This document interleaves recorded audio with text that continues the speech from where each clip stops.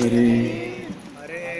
മള്ളിയൂർ തിരുമേനിയുടെ 96-ാം ജയന്തി ആഘോഷങ്ങളോടനുബന്ധിച്ച് മള്ളിയൂർ തിരുമേനിയുടെ പുത്രൻ ഭാഗവത കഥാഗോകുലം ബ്രഹ്മശ്രീ മള്ളിയൂർ പരമേശ്വരൻ നമ്പൂതിരി അദ്ദേഹം പ്രധാന ആചാര്യപദം അലങ്കരിച്ചുകൊണ്ട് 5ാമത് അഖില ഭാരത ശ്രീമദ് ഭാഗവതാമൃത സത്രം 9 ദിവസങ്ങളിലായി 54 ഭാഗവതോത്തമന്മാർ ഈ പുണ്യഭൂമിയിൽ സംഗമിക്കുന്ന അഖില ഭാരത ശ്രീമദ് ഭാഗവത അമൃത സത്രവേദിയിൽ നമ്മെ അനുഗ്രഹിക്കുവാൻ ശ്രീ പള്ളിക്കൽ സുനിൽ അദ്ദേഹത്തെ വിനയപൂർവ്വം വേദിയിലേക്ക് ക്ഷണിക്കുകയാണ്.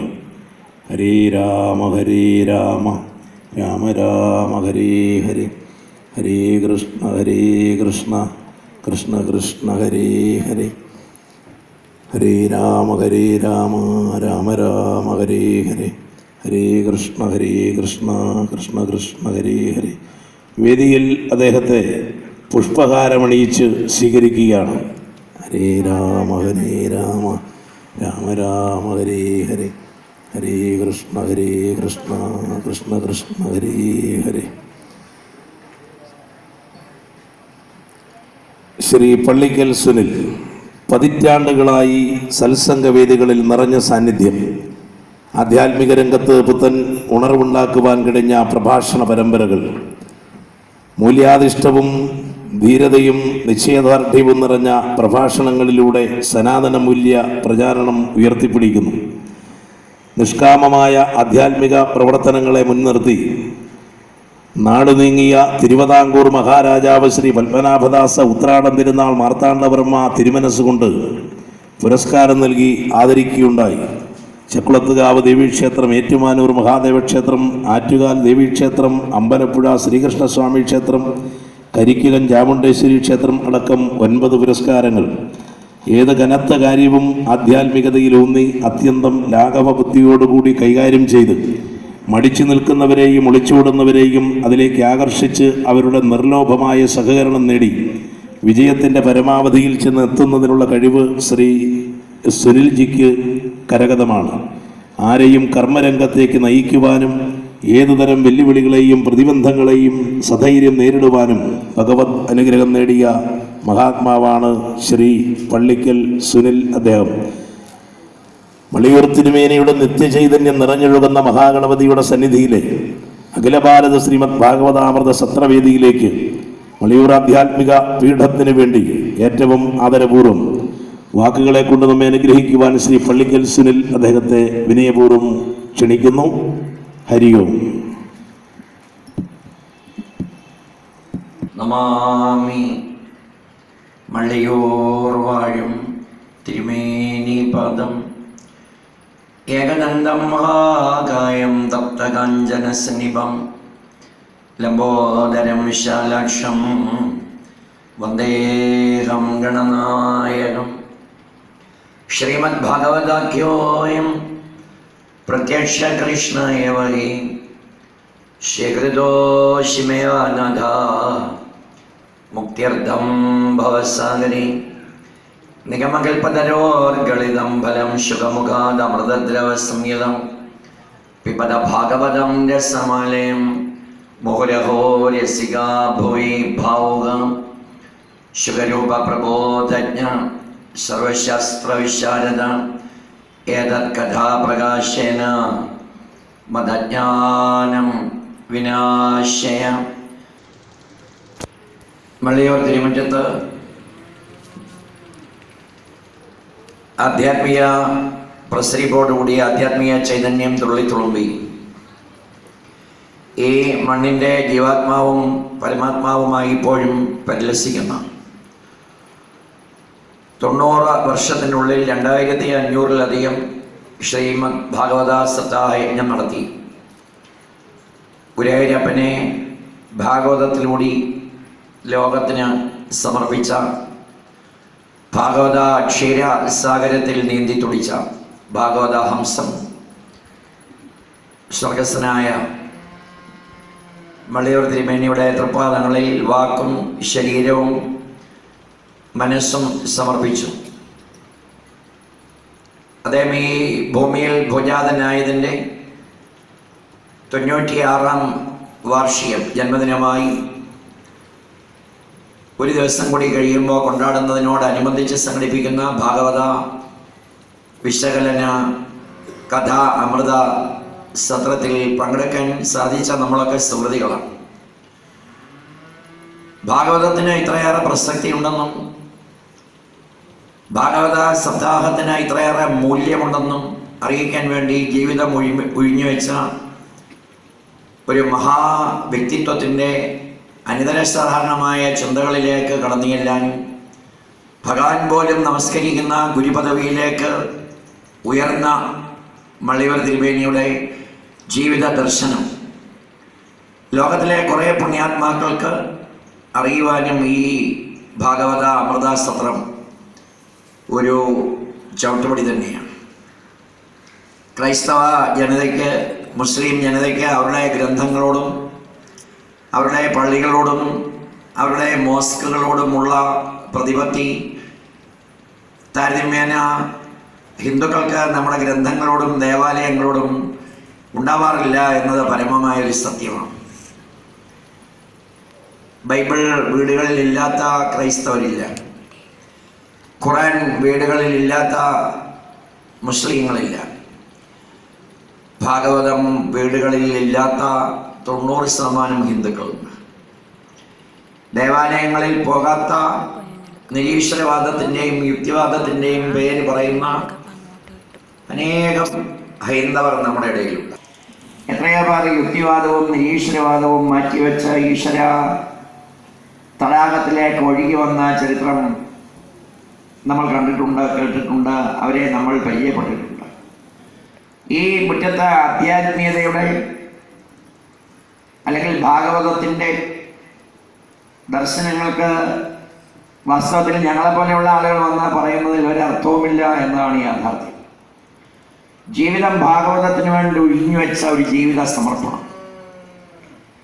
മള്ളിയൂർ തിരുമേനിയുടെ മകൻ ബ്രഹ്മശ്രീ മള്ളിയൂർ പരമേശ്വരൻ നമ്പൂതിരികളാണ് ഇപ്പോൾ ആചാര്യനായിരുന്നു വായിക്കുന്നത്. അദ്ദേഹത്തിൻ്റെ മകൻ ശ്രീ ശിവൻ തിരുമേനിയും ഇവിടെ വായിക്കുന്നുണ്ട്.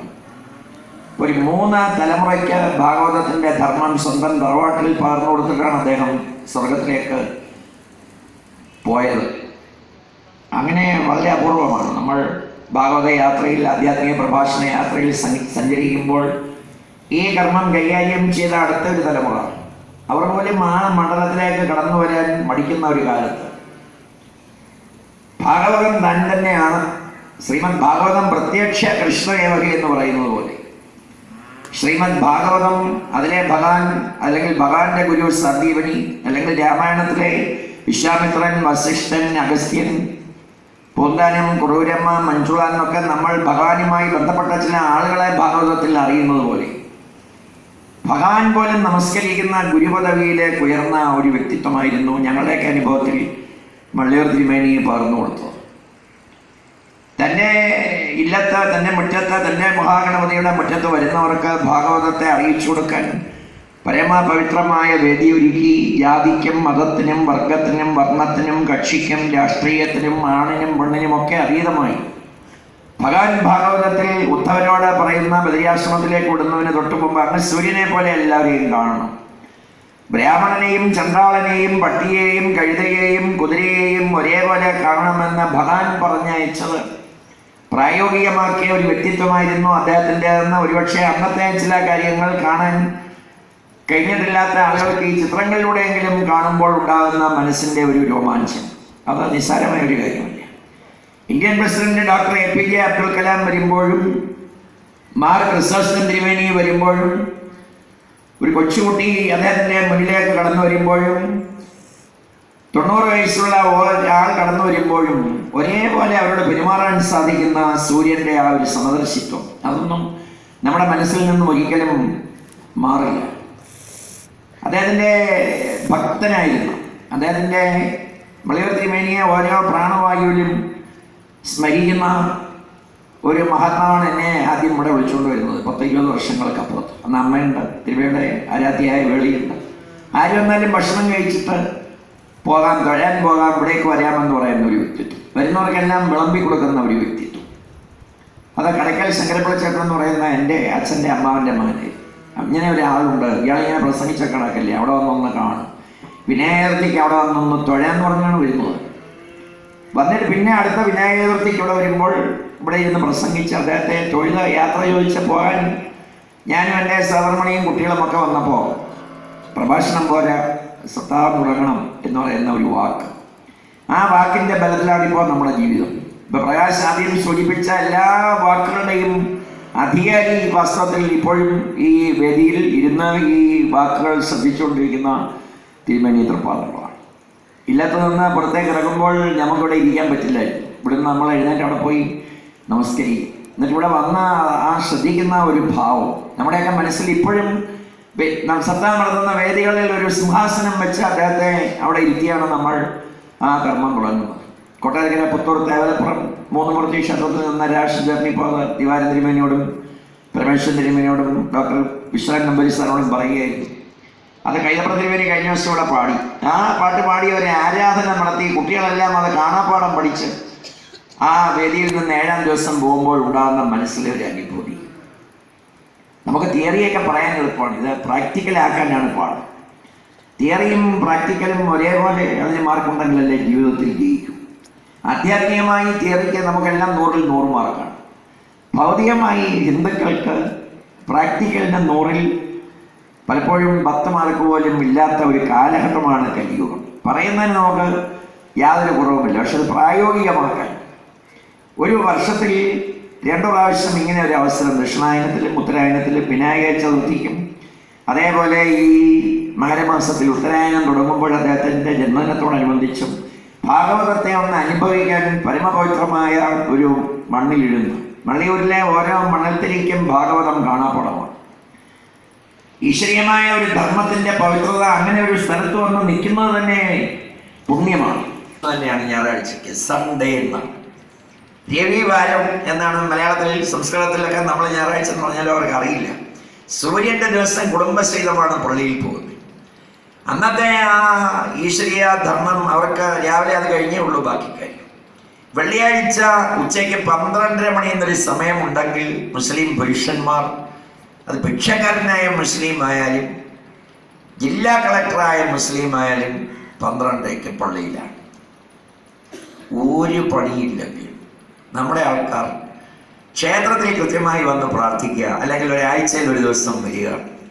30 ദിവസത്തിൽ താൻ ജനിച്ച തിഥി ഏതാണ്, താൻ ജനിച്ച ദിവസം ഏതാണ്, തിങ്കളാഴ്ചയാണോ ചൊവ്വാഴ്ചയാണോ ബുധനാഴ്ചയാണോ, ആ ദിവസം ഒന്നിച്ചില്ല ഒരു ഭാഗ്യസൂക്ത പുഷ്പാഞ്ജലി അകത്ത് നടത്തുക. താൻ ജനിച്ച തിഥി, ഇപ്പം ശ്രീകൃഷ്ണസ്വാമിയുടെ ജന്മദിനം അഷ്ടമി രോഹിണി എന്നാണ് പറയുന്നത്. ശ്രീരാമേന്ദ്രൻ്റെ ശ്രീരാമ നവമി എന്നാണ്.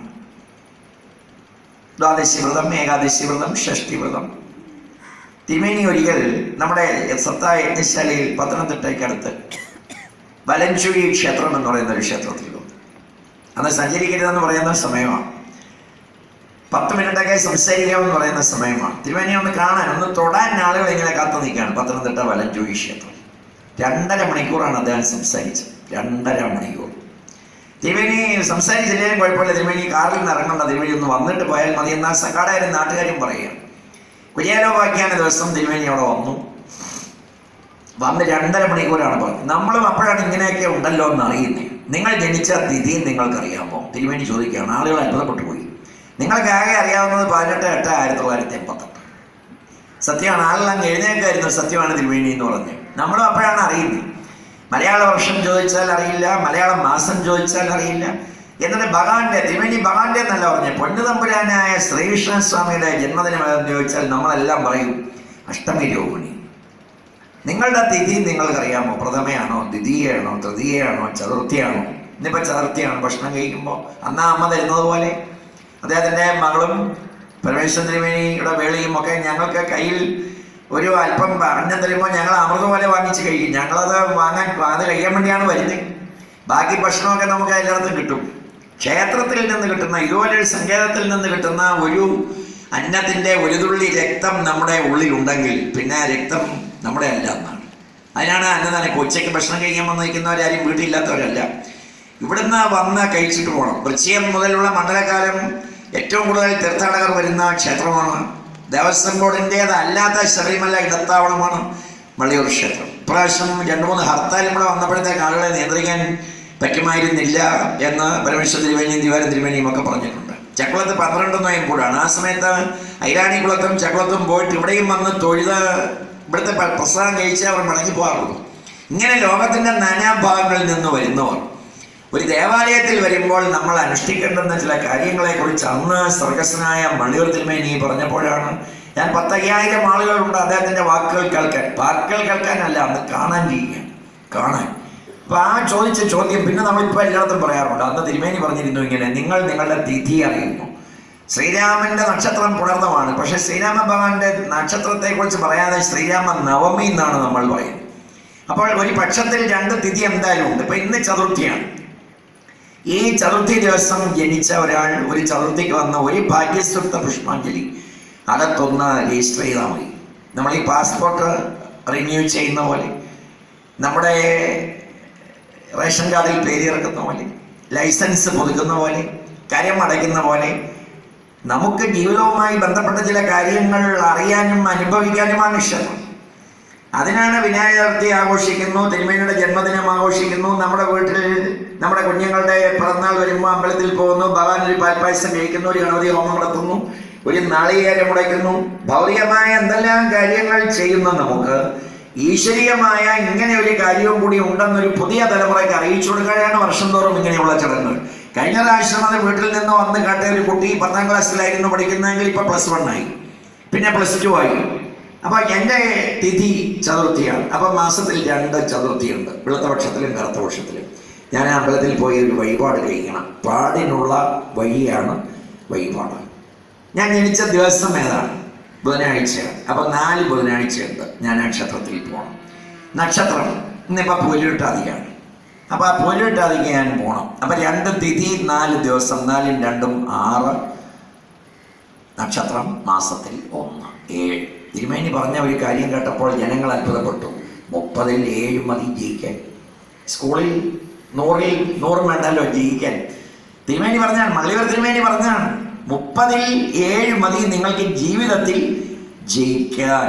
പരീക്ഷയ്ക്ക് ജയിക്കാൻ 100-ൽ 30 മതി. പിന്നെ ഇനി 20 കിട്ടിയുള്ളെങ്കിൽ ഭാഗ്യം ഉണ്ടെങ്കിൽ ചിലപ്പം ആ വർഷം 10 മാർക്ക് മോഡറേഷൻ കാണും. നമ്മളിപ്പോൾ വേദിയിൽ തിരുമേനി പറഞ്ഞു എന്ന് പറഞ്ഞ എല്ലാ വേദിയിലും ഇത് പറയാറുണ്ട്. വർഷങ്ങൾക്ക് മുൻപ് അദ്ദേഹം ഇങ്ങനെയൊന്ന് പറഞ്ഞു. അതിനാണ് ക്ഷേത്രം. 30-ൽ ഒരു 7 ദിവസം ക്ഷേത്രത്തിൽ വരുന്ന ഒരാൾ ജീവിതത്തിൽ ജയിക്കും. പരീക്ഷയിൽ തോറ്റാൽ അടുത്ത വർഷം എഴുതാം, ജീവിതത്തിൽ തോറ്റാലും പിന്നെ അടുത്ത വർഷം സെക്കൻഡ് ചാൻസ് ഒന്നുമില്ല. പരീക്ഷയിൽ ജയിച്ച ഒരുപാട് പേർ ജീവിതത്തിൽ പരാജയപ്പെടുന്നു. ഒരു പരീക്ഷാ യോഗ്യതയും ഇല്ലാത്ത ധാരാളം ആളുകൾ ജീവിതത്തിൽ വിജയിക്കുന്നു. ഇത് പല സ്ഥലങ്ങളിലും നമ്മൾ പറയാറുണ്ട്. തിരുമേനി പറഞ്ഞതിൽ നിന്ന് കടമെടുത്ത് നമ്മൾ ആ വിവരം അറിയിക്കുമ്പോൾ ജനങ്ങൾക്ക് അതൊരു പുതിയ അറിവാണ്. ഭാഗവതം 12 സ്കന്ധം നിങ്ങളിരുന്ന് കേൾക്കുന്ന ഒരു വലിയ ഫൗണ്ടേഷനാണ്. ആ ഭാഗവതത്തിൻ്റെ ആധ്യാത്മിക ഫൗണ്ടേഷനിൽ നിന്ന് ജീവിതത്തിലെ ചില കാര്യങ്ങൾ കെട്ടിപ്പടുക്കാൻ മനുഷ്യരെ പ്രേരിപ്പിക്കുന്ന ഒരു വലിയ സദ്യയായിട്ടാണ് വള്ളിയൂർ തിരുമേനി ഭാഗവതം രാവിലെ 6 മണിക്ക് തെറ്റെടുത്ത് ഒത്തരീയമിട്ട് വൈകുന്നേരം വരെ, ഉദയം മുതൽ അസ്തമയം വരെ ഒരു കഠിനമായ തപസ് പോലെ അത് ചെയ്തു. അദ്ദേഹം വായിച്ചിട്ടുള്ള പല ക്ഷേത്രങ്ങളിലും പിന്നീട് പോകാൻ നമുക്ക് സാധിച്ചിട്ടുള്ളപ്പോൾ അവർ പറയുന്ന കേട്ട അത്ഭുതം തോന്നും. ആ ധർമ്മം ഇവിടെ വന്നാലും, അദ്ദേഹം വായിക്കാൻ പോയ ഒരു സ്ഥലത്ത് നിന്ന് ഒരാൾ ഇവിടെ വന്നാൽ ഇവിടെയും അതിന് അന്തസ്സും യോഗ്യതയുമുള്ള വേദിയൊരുക്കി, അതിനുള്ള അവസരങ്ങൾ ഒരുക്കി, ആളുകൾക്ക് ഇരുന്നത് കേൾക്കുന്നതിന് യാതൊരു കുറവുമില്ലാത്ത നിലയിൽ അദ്ദേഹം ഉണ്ടായിരുന്ന സമയം വരെയും ശരീരം പോയിട്ടും ആ ആത്മാവിടെ നിൽക്കുന്ന സമയത്തും അതിന് യാതൊരു കുറവും വരാതെ ഇവിടെ അത് പരമേശ്വരൻ തിരുമേനിയും ശ്രീ ശിവൻ തിരുമേനിയും ദിവാരൻ തിരുമേനിയും ആ കുടുംബവും നടത്തുന്നു എന്നതാണ് അദ്ദേഹത്തിൻ്റെ ആത്മാവ് ഈ ഭൂമിയിൽ തന്നെ ഉണ്ട് എന്നുള്ളതിന് ഏറ്റവും വലിയ തെളിവെന്ന് വിശ്വസിക്കുന്ന കുറേ ആളുകളിൽ കുറേ പേരാണ് നിങ്ങളും അതുകൊണ്ട് തന്നെയാണ് എത്തുന്നത്. നിങ്ങളും ആ തിരുമേനിയോടുള്ള വിശ്വാസവും ഭക്തിയും കൂറും മനസ്സിലുള്ള ഒരാൾക്ക് ഇവിടെ ഈ ചടങ്ങ് നടക്കുമ്പോൾ വരാതിരിക്കാൻ ഒരിക്കലും സാധിക്കില്ല. കാരണം അത്രയും നമ്മളെ അദ്ദേഹം സ്നേഹിച്ചിട്ടുണ്ട്, ഈ ധർമ്മം അറിയണമെന്ന് ആഗ്രഹിച്ചിട്ടുണ്ട്. ഒരു മെസ്സേജ് ഇവിടെ ഇരുന്ന് അയച്ചാൽ അമേരിക്കയിൽ എത്താൻ 10 സെക്കൻഡ് മതി. ഒരു മെസ്സേജ് ആളിന് ചെല്ലണമെങ്കിൽ 15 മണിക്കൂർ വേണം. സ്മരിക്കുമ്പോൾ ഓടിയെത്തുന്ന ഒരു മഹാപ്രഭാവം പോലെ വള്ളിയൂർ തിരുമേനി ലോകത്ത് പരിശതം ഭക്തജനങ്ങളുടെ ഹൃദയങ്ങളിൽ ഇന്നും തിളങ്ങി നിൽക്കുന്നു എന്ന് ഞങ്ങളുടെ സഞ്ചാരവേളയിൽ ഞങ്ങൾ മനസ്സിലാക്കിയിട്ടുണ്ട്. അപ്പൊ ആ ധർമ്മം പാലിക്കുന്നതിന് വിനായക ചതുർത്ഥിക്ക് കൊടിയേറ്റിനോടനുബന്ധിച്ച് നടക്കുന്ന ചടങ്ങുകളും അദ്ദേഹത്തിന്റെ ജന്മദിനത്തോടനുബന്ധിച്ച് ഇങ്ങനെ ഭാഗവതത്തിന്റെ വിവിധ തലങ്ങളിലേക്ക് നമ്മുടെ മനസ്സിനെ ഒന്ന് കൊണ്ടുവന്ന് അതിൽ സന്തോഷമായി ആ തോണിയിൽ സഞ്ചരിക്കാൻ നമുക്ക് നൽകുന്ന ഒരു വലിയ അവസരമായി ഇതിനെ കാണുന്ന ഒരു സമൂഹമാണ് ഇപ്പോഴും വള്ളിയൂർ ശ്രീ മഹാഗണപതി ക്ഷേത്രത്തിലേക്ക് എത്തുന്നത് എന്നുള്ള കാര്യത്തിൽ യാതൊരു സംശയവുമില്ല. ഇടക്കരയിൽ ഞങ്ങൾ വായിച്ചുകൊണ്ടിരിക്കുമ്പോൾ അദ്ദേഹത്തിൻ്റെ മൂത്ത മകൾ, ഞങ്ങളൊക്കെ അമ്മയെ പോലെ സ്നേഹിക്കുന്ന സഹോദരി എത്തി, തിരുമേനിയും ഉണ്ടായിരുന്നു. മലയൂർ തിരുമേനിയുടെ മകളും ആ മകളുടെ ഭർത്താവുമാണ് എത്തിയിരിക്കുന്നതെന്ന് പറഞ്ഞപ്പോൾ അവർ അങ്ങോട്ടും ഇങ്ങോട്ടും വിടാതെ രണ്ടുപേരെയും നമസ്കരിക്കുന്ന ഒരു കാഴ്ച നമ്മൾ കാണുകയാണ്. ഭക്ഷണം അവിടെ നിന്ന് കഴിക്കുമെന്നറിയില്ല, അവിടെ വിളമ്പാൻ ധൃതി, ആളുകൾക്ക് അവരെ സ്വീകരിക്കാൻ ധൃതി. മഞ്ചേരിയിൽ നിന്ന് അവിടെ സഞ്ചരിച്ച് അവിടെ എത്തിയതാണ്. ഞങ്ങൾ ഒരു ദിവസങ്ങളിൽ അവിടെ എത്തണമെന്ന് പറഞ്ഞതുകൊണ്ട് വന്നതാണ്. അപ്പോൾ അവിടെ നിന്നാണ് ആ കൊടിമരത്തിൻ്റെ തേക്കും തടി ഇവിടേക്ക് അന്ന് കൊണ്ടുവന്നതെന്ന് ഞങ്ങൾക്കറിയാം. ഞാനിത് സൂചിപ്പിച്ചത്, ഇത് നമ്മളൊരു വീട്ടിൽ നിന്ന് പറയുന്നത് പോലെ പറയുമ്പോൾ ഒരു ഈശ്വരീയ ധർമ്മത്തെ പാലിക്കുന്നതിന് വേണ്ടി ജീവിതം ഒഴിഞ്ഞുവെച്ച ഒരു മഹാവ്യക്തിത്വത്തിൻ്റെ ജയന്തിയോടനുബന്ധിച്ച് സംഘടിപ്പിക്കുന്ന ഒരു ഭാഗവത ചടങ്ങിൽ നമ്മൾ പങ്കെടുക്കുമ്പോൾ ഈ ധർമ്മം പാലിക്കാൻ വേണ്ടി അദ്ദേഹം നമ്മളെയൊക്കെ സ്നേഹിച്ചതും സമൂഹത്തിൽ ഈശ്വരീയ ധർമ്മം പുലർത്തുന്നതിന് പാരായണത്തിനും പ്രഭാഷണത്തിനും ഭദ്രദീപ പ്രതിഷ്ഠയ്ക്കും ഒക്കെ ചെന്ന സ്ഥലങ്ങളിൽ ഒരു 12 വർഷം കഴിഞ്ഞപ്പോഴുണ്ടായ മാറ്റം, അവിടുത്തെ ഭക്തജനങ്ങൾ ഇപ്പോഴും നന്ദിയോടെ അവിടെ ഒരു ചിത്രം വെച്ച് ഒരു നിലവിളക്ക് തെളിച്ച് അവർ സ്മരിക്കുന്നത് കേരളത്തിന് പുറത്തും ചെന്നാൽ നമ്മൾ കണ്ടിട്ടുണ്ട്. അതായിരുന്നു ഭാഗവതത്തിന് അദ്ദേഹം കൊടുത്ത പ്രസക്തി. ഭാഗവതം ഉള്ള വീട്ടിലെ അംഗങ്ങൾ നാളെ ഭാഗവതം ഒന്ന് കൊണ്ടുവരണേ എന്ന് പറയുമ്പോൾ 100 പേർ ഇരിപ്പുണ്ടെങ്കിൽ ഇതിൽ 10-15 വീടുകളിലേ ഉള്ളൂ ഈ മഹാഗ്രന്ഥം. തിരുമേനി പറയുമായിരുന്നു, നമ്മുടെ വേദികളിൽ പല സ്ഥലങ്ങളിലും കൊല്ലം, ആലപ്പുഴ, പത്തനംതിട്ട ജില്ലകളിലൊക്കെ എത്തി പറയുമായിരുന്നു, നിങ്ങൾ വീട്ടിലൊരു ഭാഗവതം വാങ്ങി ഒരു മഞ്ഞപ്പട്ട് ആ ഭാഗവതം ഒന്ന് പൊതിഞ്ഞു വെച്ച് ഭഗവാന്റെ ഒരു ചിത്രവും വെച്ചൊരു നിലവിളക്ക് കത്തിച്ച് നിങ്ങൾ പ്രാർത്ഥിക്കണം.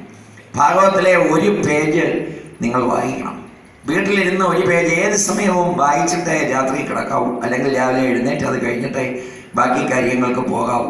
ഭാഗവതം നിങ്ങളെ രക്ഷിക്കും എന്ന് പറഞ്ഞിട്ട് അദ്ദേഹം യാത്രയായി കഴിഞ്ഞ് പിന്നീട് അടുത്ത ദിവസം ഭാഗവതമുള്ള വീടുകളിലെ അംഗങ്ങൾ കൈവക്കാൻ പറഞ്ഞാൽ 100 പേരിൽ 5-6 പേരാണ് കൈവക്കുന്നത്.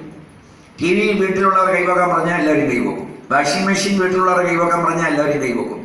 ഭാഗവതം വീട്ടിലുള്ളവർ കൈവക്കാൻ പറഞ്ഞാൽ 3-4 പേരാണ് കൈവക്കുന്നത്. ഒടുക്കൽ ഇവിടെ വന്ന 35 പേർക്ക് ഇവിടെ ഇരുന്ന ഭാഗവതം എല്ലാം കൂടി അദ്ദേഹത്തിൻ്റെ കൈ കൊണ്ടെടുത്ത് കൊടുത്ത ഒരു സംഭവം ഞാൻ ഓർക്കണം. 2009-10 കാലഘട്ടങ്ങളിൽ അവിടെ ഇരുന്ന് ഇല്ലത്തൊന്നെല്ലാം തപ്പിപ്പറക്കി അവിടെ ഇരുന്ന് എല്ലാം കൂടെ എടുത്ത് ഇവിടെ വന്ന ആൾക്കാർ കൊടുത്ത് അവരത് അമൃത് പോലെ വാങ്ങി അവരുടെ വീടുകളിലെ കൊണ്ടുപോയി ഒരു പേജ് വായിക്കാൻ തുടങ്ങി. അത് ചെറിയ കാര്യമല്ല.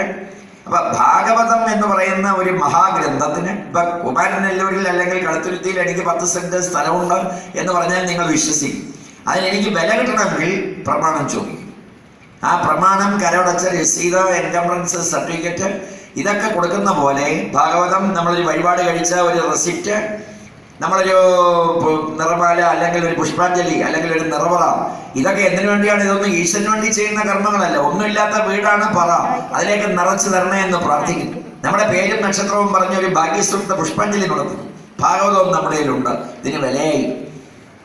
പ്രമാണം, ഡോക്യുമെന്റ് എങ്ങനെയാണോ വീട്ടിൽ സൂക്ഷിക്കുന്നത്, കരമടച്ച രസീതും എൻകംബറൻസ് സർട്ടിഫിക്കറ്റും എങ്ങനെയാണോ നമ്മൾ സൂക്ഷിക്കുന്നത്, ബാങ്കിൽ ലോണിന് ആപ്ലിക്കേഷൻ കൊടുക്കുമ്പോൾ കരമടച്ച രസീത് കൊണ്ടുവരൂ, പ്രമാണം കൊണ്ടുവരുമെന്ന് പറയുമ്പോൾ ഇത് കൊടുക്കാതെ നമുക്ക് എന്തായാലും ലോൺ തരില്ല. അനുഗ്രഹത്തിന്റെ അപേക്ഷ നമ്മൾ സമർപ്പിക്കുമ്പോൾ നമ്മൾ ചെയ്യേണ്ടുന്ന ചില കർമ്മങ്ങൾ നമ്മൾ പാലിച്ചിട്ടുണ്ടോ എന്ന് ഈശ്വരൻ നോക്കില്ലേ? അതിനൊരു യോഗ്യതയില്ലേ?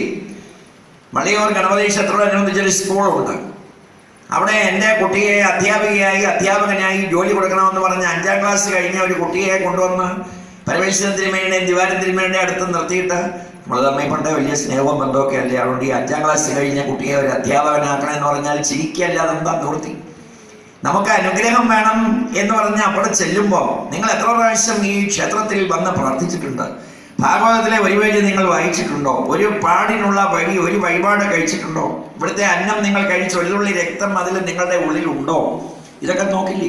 നമ്മുടെ വാഹനത്തിൽ റോഡിൽ പോകുമ്പോൾ RTO വാഹനം പറഞ്ഞു നിർത്തുന്നു, നമസ്കാരം, ലൈസൻസ് ഇല്ല. വളരെ സന്തോഷം. RC ബുക്ക് ഇല്ല, സന്തോഷം. ഇൻഷുറൻസ് ഇല്ല, പരമസന്തോഷം. വണ്ടി അങ്ങോട്ട് നീക്കിയിടൂ.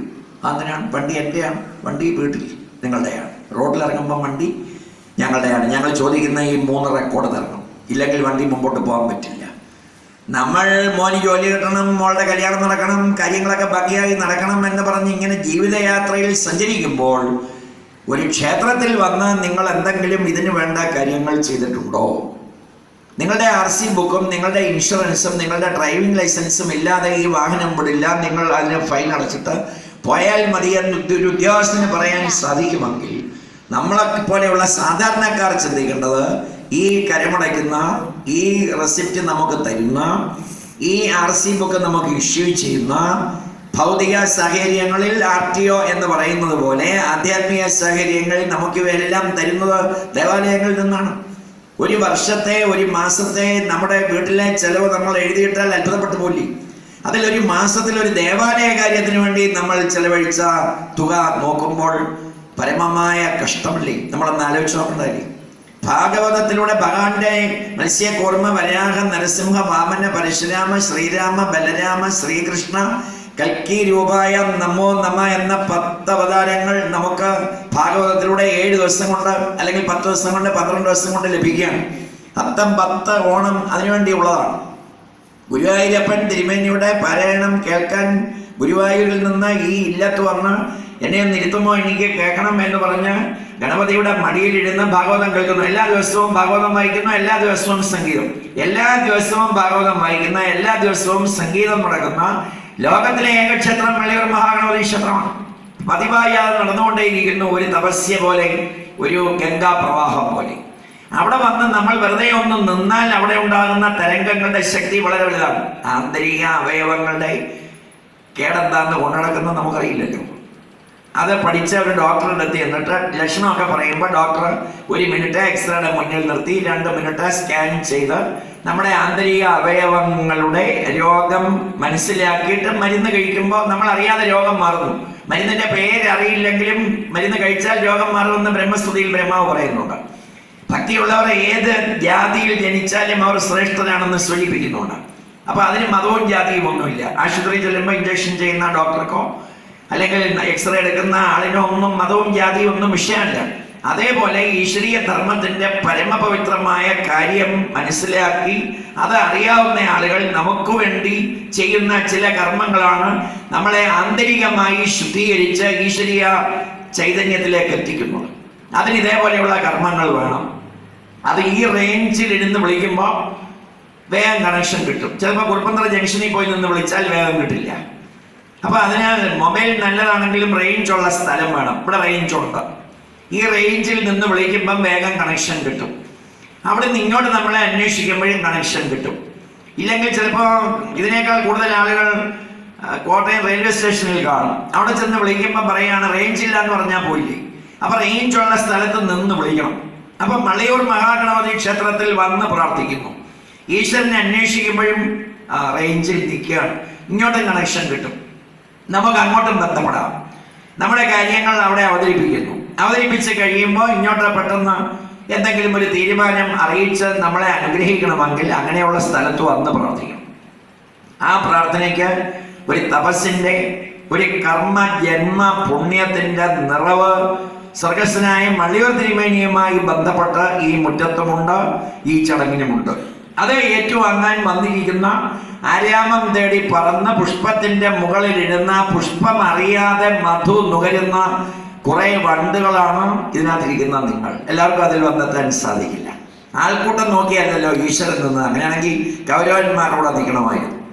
ഭഗവാൻ നിന്നത് പാണ്ഡവന്മാരോടാണ്. സത്യം, സ്നേഹം, ദയ, ശാന്തി, ധർമ്മം, അതിൻ്റെ കൂടെയാണ് ഭഗവാൻ നിന്നത്. ഗുരുവായൂരപ്പൻ അദ്ദേഹത്തിന്റെ ഭാഗവതം കേൾക്കാൻ പൊന്നാനത്തിന്റെ അടുത്ത് എത്തിയതുപോലെ, അല്ലെങ്കിൽ മഞ്ജുളയുടെ അടുത്ത്, കുറൂരമ്മയുടെ അടുത്ത് എത്തിയതുപോലെ എത്തിയെന്നൊരു വലിയ വിശ്വാസ സങ്കല്പം ഈശ്വരീയ ധർമ്മത്തെ ഈ മുറ്റത്തെ പുലർത്തുന്നുണ്ട്.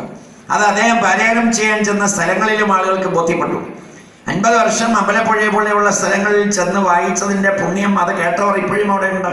അപ്പൊ ഭാഗവതത്തിനൊരു വലിയ പ്രസക്തി ഉണ്ടെന്നും അതിലൂടെ നമ്മുടെ ആധ്യാത്മികമായും ഭൗതികമായുമുള്ള ജീവിതത്തെ മനോമോഹനമാക്കാൻ ഒരു മനുഷ്യനെ എങ്ങനെ പ്രേരിപ്പിക്കണമെന്ന് അറിയിക്കാൻ വേണ്ടി ജീവിതം ഒരു ചന്ദനത്തിരി പോലെ എരിഞ്ഞ് അവസാനം ഒരു നുള്ളു ചാരമായി തീരുന്ന നിമിഷം വരെ ചുറ്റും സുഗന്ധം പരത്തിയ ഏറ്റവും വലിയ ഒരു ചന്ദനത്തിരിയായിരുന്നു ഭാഗവത ഹംസം സ്വർഗസ്നായ മള്ളിയൂർ തിരുമേനി എന്ന് നമുക്ക് നിസ്സംശയം പറയാൻ നമ്മുടെ അനുഭവങ്ങൾ മാത്രം മതി.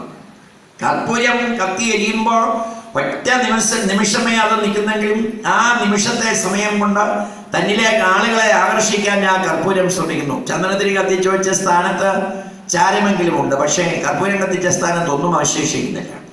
നിലവിളക്കിൽ എത്ര എണ്ണ ഒഴിച്ചു കൊടുത്താലും രണ്ട് കൈകൾക്കുള്ളിൽ അത് ഭദ്രമായതുപോലെ ആധ്യാത്മികമായ ചിന്തയുള്ളവരുടെ മനസ്സിൽ ഇന്നും കെടാത്ത ദീപമായി മള്ളിയൂർ തിരുമേനി നിൽക്കുന്നു എന്നതിന് തെളിവാണ് വിനായക ചതുർത്ഥിക്കും ഇതുപോലുള്ള ചടങ്ങിനും ഇപ്പോഴും ഇവിടെ ഒഴുകിയെത്തുന്ന ഭക്തജനങ്ങളുടെ മനസ്സും അവരുടെ ഒരു പ്രഭാവവും. അവരുടെ ഉള്ളിൽ അദ്ദേഹം ജീവിക്കുകയാണ്.